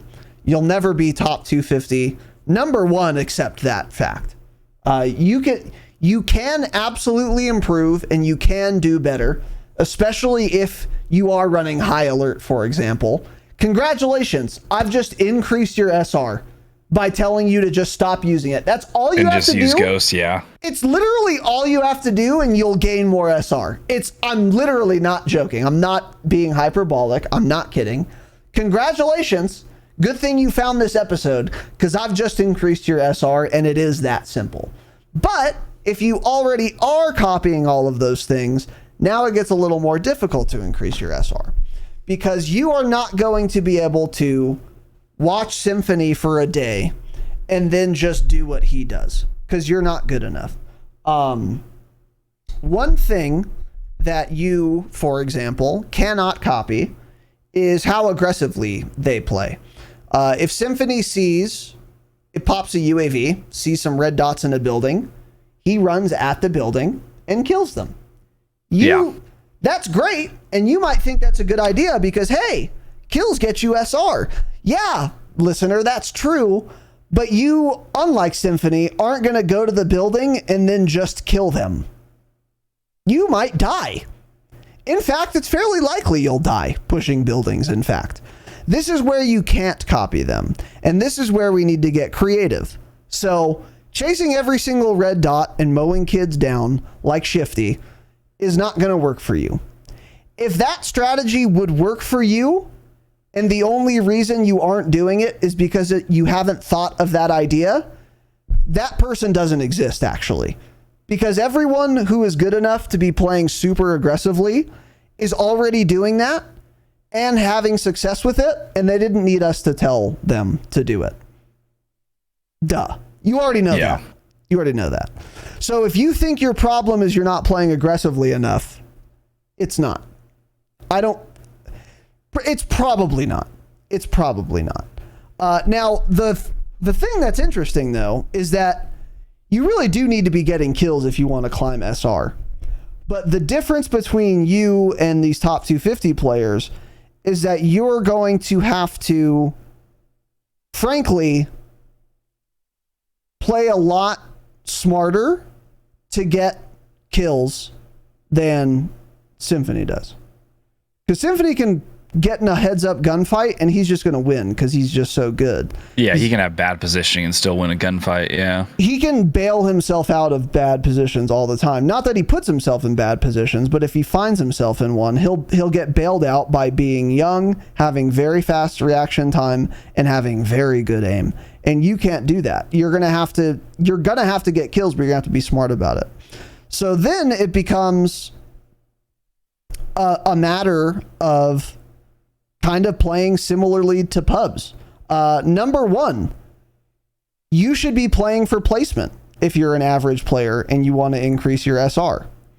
The things we've talked about and the thing we talked about on our last ranked episode or Patreon episode, patreon.com/thedropshot, where we lamented the SR deployment fee for these top 250 players, which is you start the match at a 210 SR deficit.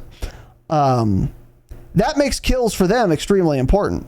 You're not going to have a 210 deployment fee, though.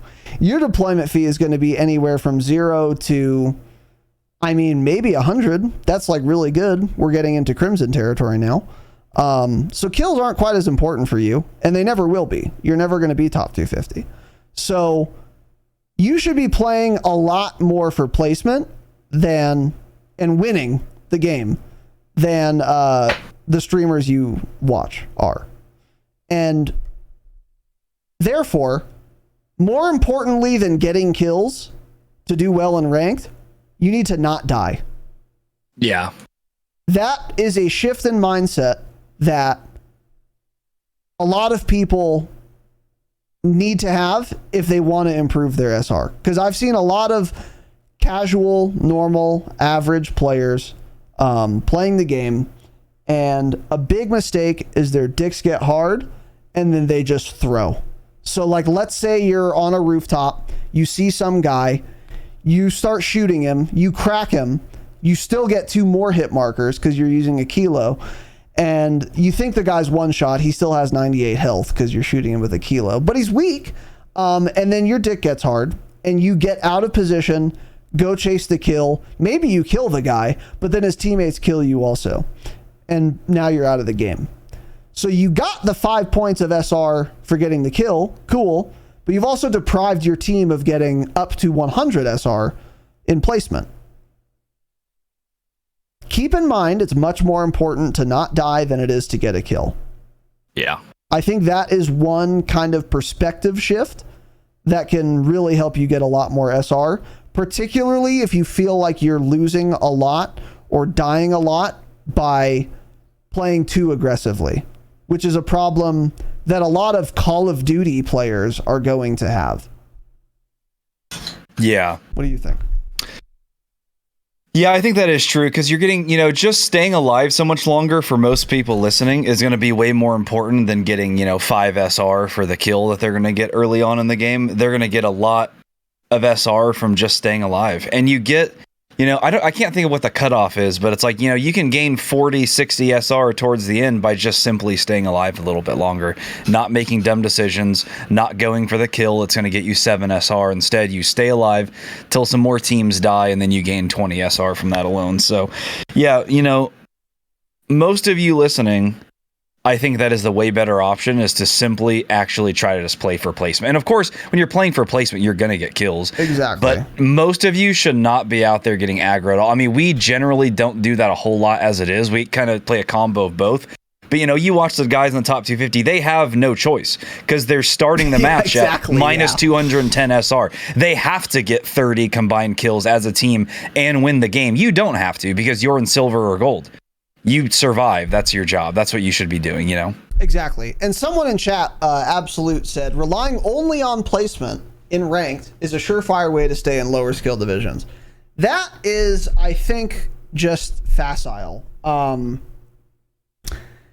would say cross that bridge when you get there, first of all. So, like Tanner said, and this is, I think, the most important point, if you're playing to simply not die, that doesn't mean you sit in a bathroom and just go prone and piss your pants. That's not what I'm saying. What I'm saying is, for example, rotate early, be in zone. Don't try to make gas plays when you don't need to. Don't push buildings that are occupied when the people that are inside know you're coming. This is what I mean by saying you should be playing not to die more than to get kills. But also, again, if you're playing for only placement, you are going to get kills. If you win a game of Ranked Warzone, you will also win that game, even not going for anything but placement, with probably 12 kills as a team, on average, I would say. And this is not playing for anything but trying to win. You're going to have 12 kills. You'll have to. You'll have to get kills to get first place. Now, before you tell me, oh, I've won a game of Warzone in Verdansk quads with 1 kill or 0 kills, good for you, man. But also, this isn't Warzone 1, number 1. And number 2, that is a fluke. The vast majority of the time, if you win a game, even if you're not trying to get kills, you're going to have a lot of kills as a team by the end of it. So you're going to be getting more SR from placement, and you're going to actually end up getting oftentimes more kills by trying not to die than you'll get kills trying to go for kills. Yeah. Because trying not to die, trying to play for placement, is going to put you in way more advantageous positions that make getting kills way easier than when you were just running to every building you see. So that is a really important starting point. Now, if you get to diamond or platinum or whatever, crimson, and you feel like you're getting top 3 every game, but you're still losing SR, or you're only gaining 10 SR because you're not getting enough kills, well, then you should start playing more aggressively. But that's not going to happen to 99.999% of you. Because again, playing for placement is going to also, most of the time, result in your team getting more kills than they're getting now. Yeah. So playing not to die doesn't mean you're going to get fewer kills. You're going to be in the game longer, which is going to get you more kills. And you're going to be in zone, zoning people more. That is going to help you tremendously on top of placement SR. Yeah. So yeah, that's like one big thing that can help you out. And then again, like I said, if you get so high rating that you have to start playing aggro, then you play aggro at that point. But you cross that bridge when you get there. The SR penalties don't all come at once. So yeah, no. Yeah, the rank strat is going to be fairly similar to pubs. So when you start with the landing, I would strongly encourage you to land somewhere not hot at all and worry about just looting and buying a loadout as soon as possible. So one of the things these top 250 players do is land, loot, buy a loadout immediately. That is priority number 1.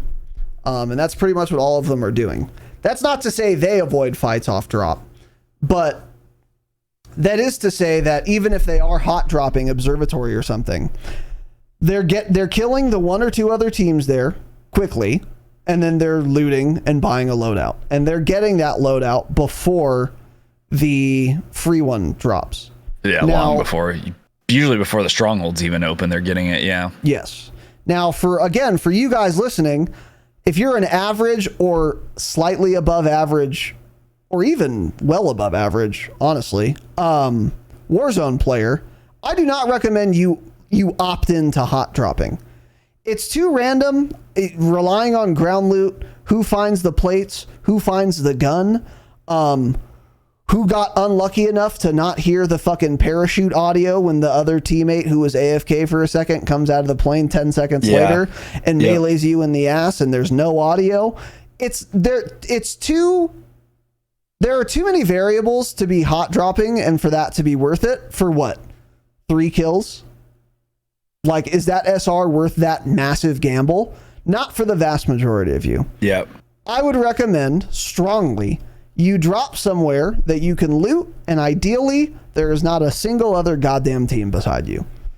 Yeah. That is the play. And what I have found, if that is your goal, which it should be, the best way to do this is not to land in the first circle.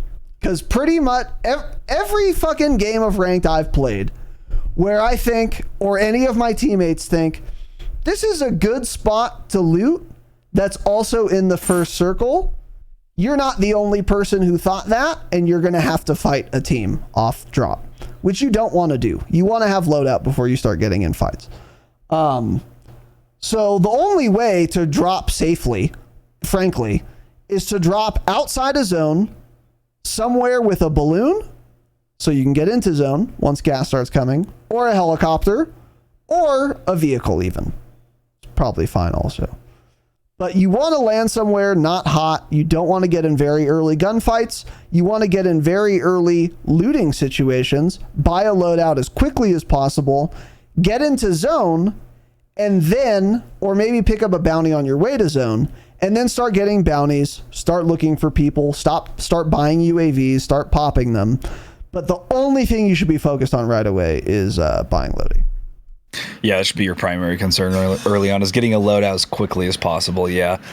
And that could lead to some boring early games, but the lobbies and ranks stay alive for so long because most people aren't hot dropping. Most people are doing this. You see people, it's very obvious because like 10 minutes into the match, 5 minutes into the match, you go anywhere and every single building is always hit and ranked. And it does not feel that way in pubs because people generally know, oh, I'd rather get my loadout than just hot drop and risk fighting the best team in the lobby when I have a pistol. You know, exactly. It's too random. You're better off getting a loadout and using your own guns that you're comfortable with. They're going to do a lot more damage. Yeah. But yeah, I think we've done a good combination of inside the first zone and outside. We're never landing like center zone, I don't think. Yeah, never. But honestly, like, where's the hottest spot we usually land? Oil? That we usually land? Probably oil, right? Oil.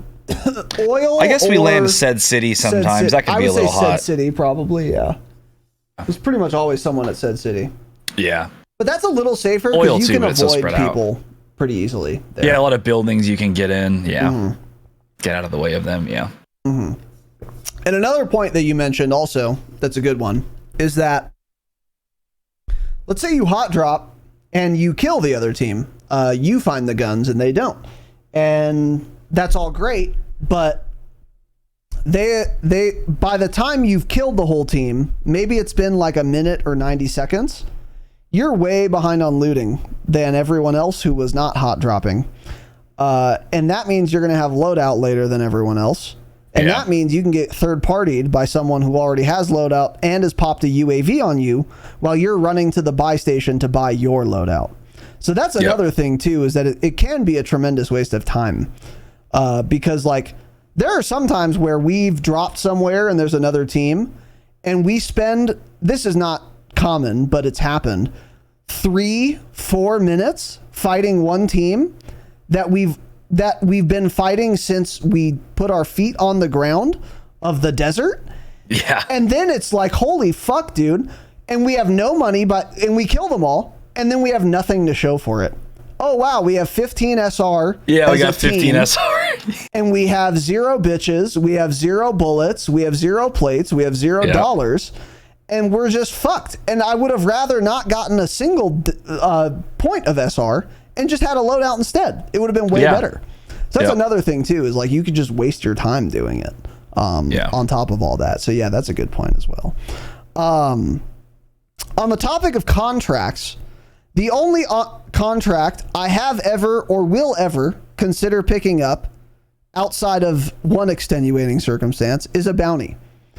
Don't do any other contracts. The only time you should be doing a not bounty is in a very dire situation where you also have an armored LTV. You can get a most wanted if you're the last one alive with no weapons and no bitches, and you need your teammates if there's any hope on God's green earth of you doing well in that game. I've done that exactly once, but this is pretty rare. And it's usually fairly late game when you can't loot enough money to buy your teammates and we almost back. Won that game. We got second place. Did. Yeah, exactly. We did down way better because I did the most wanted than if I just tried to like loot and buy them back, or God forbid, push a team of 3 people in ranked play without my loadout. That was, in that case, the most wanted contract was the right play. And again, I had the armored LTV as well. But besides that circumstance, you should only ever be getting bounties. And these serve 2 purposes. Number 1, marks a team for you. And if you, for example, are on the edge of a circle, you pick up a bounty and you notice your bounty is 200 meters outside of the circle and the gas is already coming in, yum. You just got 15 SR. Hold them. You have plenty of time to set up for the hold. You're going to get a lot of SR. You're in zone. They're not. Easy. Free low. Or number 2, if that's not the case, you at least know where another team is. You have a little fucking circle where you know people are at, and it gives you some intel on where other teams are, even if you don't have a UAV popped. And it can get poached for some extra cash as well. So there are times where you'll pick up a bounty with absolutely no intention of completing it, and either it runs out, but you have been able to see where that team is for 3 minutes, or it gets poached and then you get some cash and you can buy some shit. But any other contract I don't think is ever worth doing in ranked. Yeah, the one I would say for sure to never do Well, I mean, there's a case scenario for all of them, but the one that we're never doing, especially early game, is a safe cracker. They take way too long. There's enough loot and money that you can find all of that. It's just going to take you actually longer to get your loadout, I think, if you waste your time doing a safe cracker than if you just loot in that small area. Because it's going to take you 150, 200 meters away. You're going to waste a bunch of time. You may run into people. Another thing, since this game doesn't have contract bonuses when you complete a bunch of them, like Warzone 1, you just pick the ones that are going to benefit you the most. Because, like, you know, Warzone 1, you'd be, oh, there's a contract here. Let's just grab it. It's a recon. Let's just do this. It's a bounty. Let's just do this. So we get the contract bonus going. But this game, yeah, bounty gives you the most intel.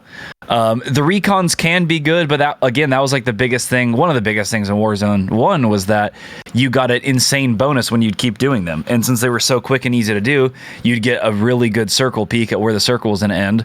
And then you'd also have so much fucking cash because you'd be on like a 200 to 300% bonus by the end of it. You were doing one recon contract and your team was getting $25,000 for it. Exactly. This game, you get $2,000 for it no matter how many times you do it. Mm-hmm. So I think if there's nothing else around, there's not much going on. Early game, I would do like a recon. We've done a couple of those. You know, when it's still like first or second circle, it's not telling you anything, but you get a small amount of cash at least. You get an amount of cash to at least buy a UAV, and they're generally pretty quick to do now. So something like that's okay. But yeah, usually it's bounty. Because yeah, you want to know where someone's at. And you'll be shocked too. It's kind of like a UAV. You suddenly grab a bounty, you're like, oh my God, there's the bounties 75 meters from us in this building. Right here, yeah. And when there's a bounty mark in ranked, it's always going to be 3 guys on that bounty mark because people are not splitting up, they're staying together. So that's just telling you where the whole team is at, basically. True. Yeah. That's a good point. Yeah, that's a good point. That wasn't the case in pubs, but you're right. If there's because the bounty's only on one individual of a team, so sometimes in pubs it could be on, you know, Tom and Dick, but, you know, Harry is over here fucking on the other corner of the map. And but in this game, it's like always the whole team. Yeah, you're right. So now we're going to get into some other kind of miscellaneous gameplay tips. That was kind of an overview of what you should and shouldn't copy from these top 250 players and broad strategy goals. I think the most important takeaway there is if you play to not die, if you play to place highly rather than playing to get a bunch of kills, you're going to get more SR and you're also going to get more kills than if you were just trying to go for kills. That's going to be the case for the vast majority of you. So have that perspective shift. Try that for a couple sessions. You'll notice you're getting more kills than when you were trying for kills, and you're also going to place higher and have more fun and get some wins. I think is the biggest key takeaway there. But yeah, now into some miscellaneous kind of little tips and also tricks. And a lot of this is also copied from, again, the success of these top 250 players, and these are things you can emulate. Yeah, first one, I think I already told you guys about this, but just a reminder, you need a team shoot player, so everyone gets a tag on someone, so all of your teammates can get the maximum amount of SR. You know, if you down someone and you have time, mark them and say, get your shot on this guy, or someone full this guy, so your teammates can come over, get the shot in, they get their full SR. Instead, SR, because assists and kills count for the same amount of SR. The entire match starts out at 5 and it goes up to 15 depending on placement. And if you don't get an assist, it's just kills by teammate, and you get 2 points for that, which is like half of it. And I think by the end of the game, you're getting 7 maybe. Far less than 7. An assist. Yeah, it's like always half is getting an assist. So that one bullet difference can get you that much more SR. So make sure you're doing that. Look out for your teammates, and you know, don't just full someone. There are situations where you do need to full someone, of course. There are where you're getting pushed or something, and you're like, I can just full this guy really quick. I'm just going to do this. Do it, but if you're like in a, I don't know, typical gunfight and you have plenty of time, you're fighting other people as well, and you're shooting their teammates, just say, oh, here, someone get a shot on this guy, get your SR. Yeah. I always try to do that because I'm not a shit teammate. Yeah, I would say if you're unsure whether or not you should full someone, just full them. Yeah. But if you're sure that it's safe and you have time, tell your teammates, come get some extra SR. Another reason you should be team shooting, by the way, is to get downs on people that are like out in the open and shit. So like if you're on a rooftop or whatever, and you know a team is going to be going from point A to point B in the open, and maybe they don't know you're there, or maybe they do know you're there. One thing you want to do is let them get right in the middle of 2 points of cover, so they're as far away from any cover as possible, and then you all start barking at them at the same time. Now, you don't have to be fucking, doing an Air Force show. You don't need that much precision and like, whatever. You don't need to choreograph it too much, but ping a guy if you see him running from one building to another and be like, hey, this guy's running here. Like, let's fuck him up. And don't just start shooting right away and spook him and let him run behind the building. Let him get out of cover for a second. And if you can, ping it before you start shooting so your teammates know where he is. And then you all start shooting him and he doesn't, and now he's surprised and there's nothing he can do. He's too far from cover now and he's getting shot by 3 Cronin squalls. You're dead. There's nothing you can do. But and then, oftentimes your dick gets too hard. You see the guy coming out of the building and right away you start blasting him. And I'm very guilty of doing this. And then he just runs back into the building, plates, and then smokes and whatever, gets away. But if I had just waited a second, pinged it for my teammates, and also just personally, even in solos, this is better, wait for him to get out of that cover more, you can get a kill where you otherwise wouldn't. And on that reminds me too, is there are a lot of situations where we will spot a team that's a little too far away for AR engagements in this game. And instead of just shooting, you got to move up and get better positioning on them. We do that a lot. I'm like, okay, there's guys in the open. They're 150 meters away, though. We all have red dot Cronin squalls. Don't even start shooting yet because we're not going to get any fulls on these guys. You're better off getting into a better position, kind of watching them where they're going and catching them off guard and getting easy fulls when you can get closer and, have a way faster time to kill and not miss shots. So that's something also we do that is totally different than pubs. Pubs, you make dumb decisions. Pubs, you're just trying to have fun in general. So if you're bored, you're like, okay, I'm done. I'm not sitting on this roof anymore. Am I going to jump off and lose this game because I jump off? Of course. Do I care? No, not at all, because I'd rather risk this gunfight and risk losing to have a little bit more fun and get into an engagement. But that's not the same when you're playing a ranked mode. You want to actually win as well as get those kills. So you got to make smarter decisions like that. Yeah. Yeah, for sure.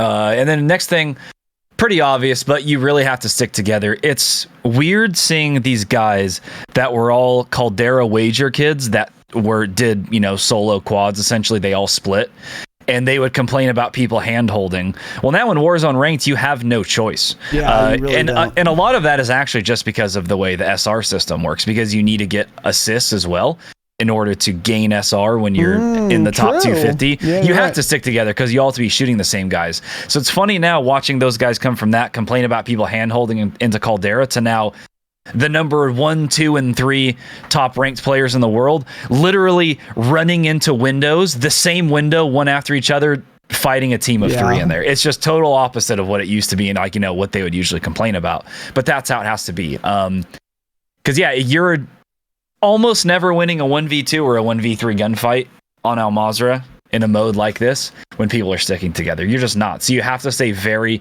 very close to your teammates. Like, actually no more than like 20 or 30 meters from your teammates. Watch the top guys. That's generally what they do. Unless it's early game and, one's going to grab a contract or doing this or that. They are always right on top of each other, and you should be doing that too. Especially if the ranked system works, because that means everyone else is similarly skilled to you.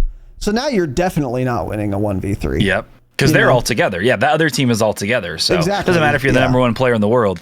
You're losing against 3 guys that are Crimson when they're pushing you at the same time every single time. For sure. So yeah, you really do need to be holding hands, definitely. Yeah. Totally agree with that.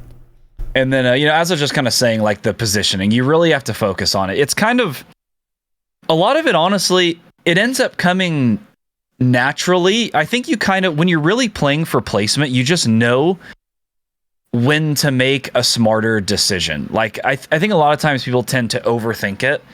There have been many situations where I would have just jumped off a roof, like I said, or a hillside in pubs, and I know every time it's a bad idea. And my teammates are still on that hill, and Jake's like, oh, no, stay up here, and I'm jumping. I don't care. because I'm just bored at that point. Right. So a lot of that starts to come natural when you really need that SR to get higher placement. You're like, oh, I'm staying here. That one game that we played where we both had ground loot snipers from other guys, we were fighting those other guys that were on a roof 40 meters from us, 50 meters. Neither of us left our roof. We were taking pop shots at each other for how long? Actually 5-7 minutes. Yeah. I mean, you and I were on that roof for so long. There was no buy there. We didn't want to risk jumping and going to a buy station to buy L back yet because it wasn't a right time for it. Mm-hmm.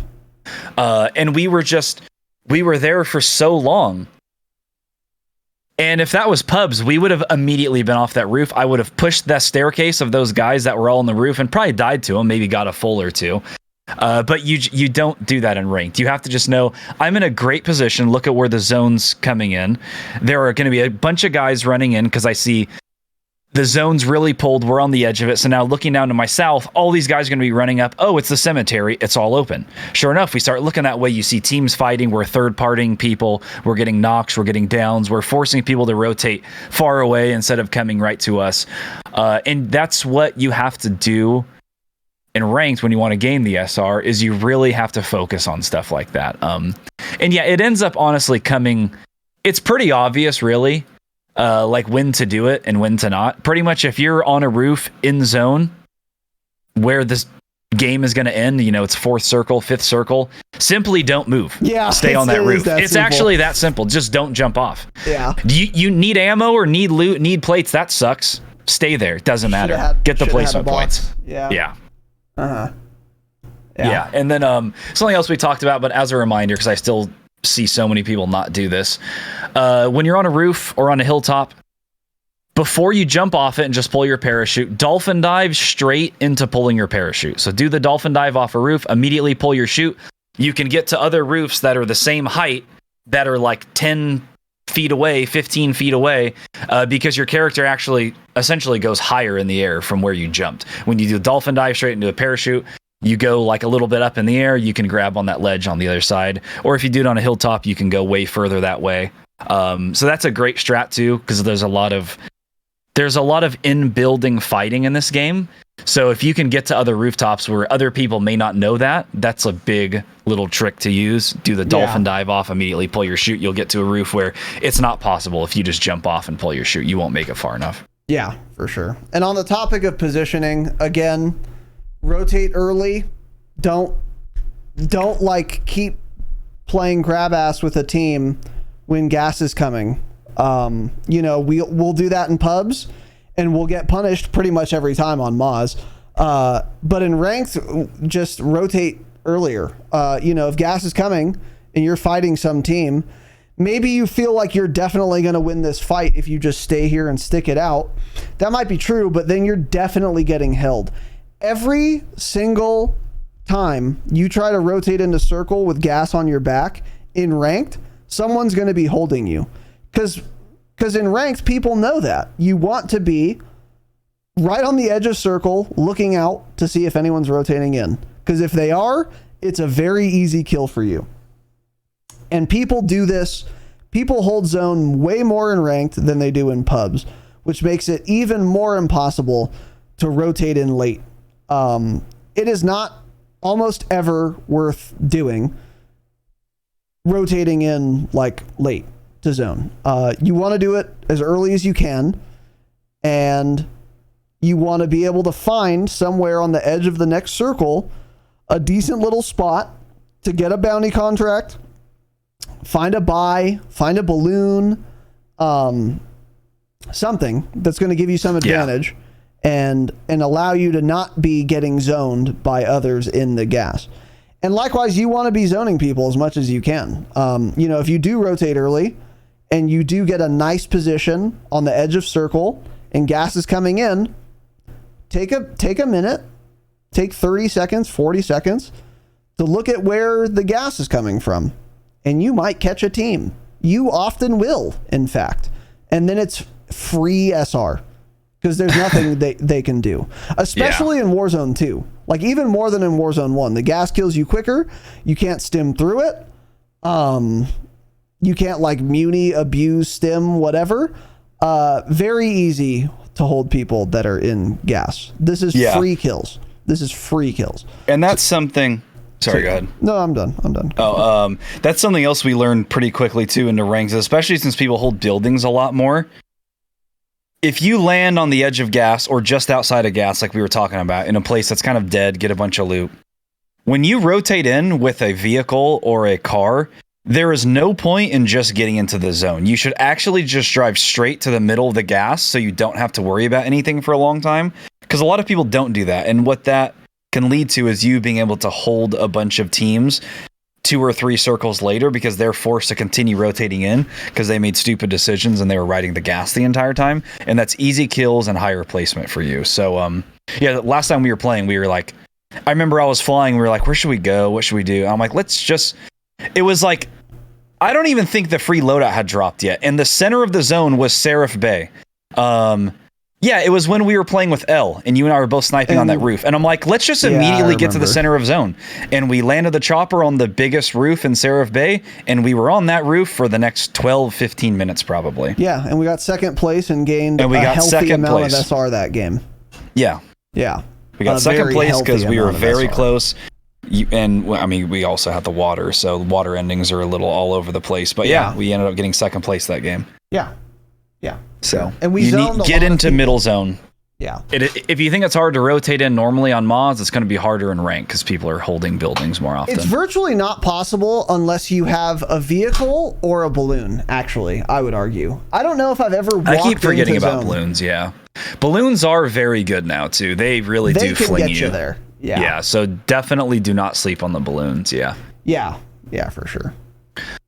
Next thing, we already kind of talked about this, but now that the restock glitch is out, fixed, I should say, and you can't just spam as many drill charges or whatever as you want in a period of time. What a lot of these guys are doing, and it's a great tip that even I don't do often, but all these guys do, stow, before you drop a muni, stow your lethals, throw your tacticals in your backpack. So you have 2 of them, stow them away. Your teammate needs a muni. He's like, I'm going to drop one. Stow those, grab the muni. There you go. You have 4 drill charges right away. Just immediately have 4 drill charges. And like, if you're playing aggressive, like you were saying earlier, you don't need plates or ammo as much at that point, because if you're going to get those kills anyways, you're going to get all of that by the time you kill that next squad. But, just either way, if you're not aggressive like that, this is especially good for things like smoke, maybe not anymore with the thermal optic, but being able to just immediately throw 4 smokes is really strong. So that's something you need to think about doing. And again, it does the same thing with armor boxes. A lot of people don't do it in this game either, but if you drop a stack of plates and then you grab the armor box again, you're going to get more plates that way because you drop yours on the ground. It's going to give you a max amount. So free plates that way too. So if you're low, drop your plates first, grab the armor box. There you go. You have more, pick up your plates off the ground. And there's no reason not to do this if you have space in your backpack. That's the thing. Like, even if you're the least aggressive player on Earth, if the difference is having 2 drill charges or 4, of course you want 4. Yeah. Like if you have space in the backpack, obviously do it. Yeah. So just something to keep in mind. Don't be lazy. Yeah. And my last thing here, durable gas masks are extremely, extremely important mid and late game. They're pretty common. You'll often find them. But if you don't, I would highly recommend buying one. They are so much better than a normal gas mask. In fact, every late game ending we have, I make sure to have a durable. Yeah. You either pick it up off a guy you kill, are they 6K? Buy one. No, aren't they only like 3K? Oh, Jesus. I don't know. 3 or 4K? They're not that expensive. Yeah, okay. I'm not sure how much they are, but yeah. Yeah, but don't sleep on those. You can make some crazy gases. I mean, it lasts double the amount of time as a normal gas mask. So like you can sit in the gas for like actually 20 seconds or something. And even if you're not going to use it to make like a crazy flank and get a bunch of kills, if it's the difference between like you getting 3rd place and you getting 5th place, your team, you can sit in the gas and just wait till you have 3rd place and you already got more SR. You're like, okay, my gas mask is running out. I got my team some extra SR by getting in 3rd. Now I'm going to actually get in the zone that my gas mask is done. I'm going to try to get a kill or 2 here, get a little bit get a little bit more SR. But if you die, you already gained placement that way just from sitting in the gas and staying alive longer. Yeah. Yeah. So don't sleep on the durable gas mask. If you don't have one, you have money late game. They're extremely important. You need to get them. Yeah, keep your eyes peeled for those for sure. And like Tanner said, you're probably going to find a couple, honestly, if you're making it to late game. Yeah. So really, in addition to making sure you have one, every time you see one on the ground, tell your teammates, hey, does anyone not have a durable? That sentence is spoken every single time I play ranked play, because someone finds a durable, someone finds a second one, and every time they say, hey, does anyone not have a durable? Either ping it for the guy to come pick up, or stow it yourself and bring it to him. You'll probably find them. But yeah, give them to your teammates too. They're again, just like stowing lethals and shit. There's no reason not to, other than you just being lazy. Like, oh, I already have one, I don't care. Like, come on, let's place, you know? Yeah. So, yeah. Oh, and we can remind people too, because someone asked us like 2 episodes ago about the gas mask thing.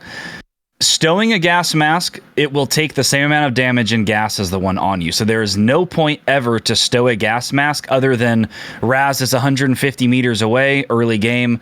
I find a durable, I pick it up for him to go drop it off. There is no point in leaving it in your backpack, though. You're not going to be able to equip it once your run's out and it's going to be full. That's not how it works. It takes damage in your backpack as well. So never keep 2 of them. There is absolutely no reason to do that. Correct. Yes. Yeah.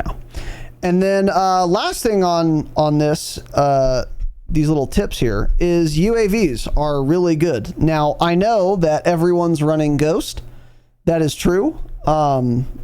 With that said, you should still be buying UAVs, munitions boxes, and like self-reses. Like, those are the big 3 that you want, if you assuming you already have a durable gas mask. And in fact, if you have a lot of money and you don't have a durable, but it's still fairly early game, I would say don't buy one yet. Wait till later, because you're not really going to need a durable if you're rotating as soon as you should be until late game. Yeah. So you'd rather at that stage buy a UAV, because people are coming back from Gulag without their perks. People are haven't gotten their loadout at all yet. Whatever. Yeah. UAVs get worse and worse as the game goes on. However, also keep in mind, Tanner made this point, and I think it's a good one. If you have a lot of money, you should be buying 3 UAVs and not popping them until you want an advanced. Because popping 1 UAV late game is not nearly as valuable as popping 3 late game, obviously. And in fact, there have been times already in Ranked Warzone where we have 1 UAV late, we pop it, and there are no red dots on the map, on the mini-map. It's like, cool. Okay. It happens all the time. Yeah, it happens all the time. So pop a regular-assed UAV early. Later and later into the game, if you find a UAV, resist the urge to just pop it right away. See if you have money to buy 2 more. So then you can get yourself a little advanced. That's another thing to keep in mind as well. But yeah. Yeah, that advance can be huge. Yeah. And like you were saying earlier with the advance from the black sites, usually what these good teams do that I've been seeing is they save that advance for very late game. Super like I'm talking late, about 20 players left at the most, and they'll pop it then and always go back, oh, there's a ghosted team right there on the edge of gas in that building. We had no clue they were there. Yeah. Yeah, exactly. So, all right, boys and girls, that is it. We hope you enjoyed. We had some pushback in chat, and I appreciate that. That was helpful, actually. And we appreciate the feedback. But maybe you're convinced by our arguments, maybe you're not. But those are our ranked tips so far and tricks. Now, again, to remind you, a lot of these things are subject to change. People are going to learn new things to try and do. We personally are going to learn new things to try and do. And the game is going to change itself. There will be buffs. There will be nerfs. There will be changes to the scoring system. There will be changes to how fast gas moves or how many water endings there are. A lot of this stuff is still in flux. So this is not meant to be a definitive be-all, end-all episode on how to play Ranked Warzone. This is a very early attempt to help you guys do as well as you can in Ranked Warzone with the current landscape in mind. And hopefully you got some utility out of the episode, or at the very least, hopefully you enjoyed it. Patreon.com/thedropshot. We got more Warzone content coming up as bonus eps over there. You can also get ad-free and early access episodes for all of our patrons. So once again, patreon.com/thedropshot. Thank you for watching and listening. We'll see you next week. Stay humble. Stay humble.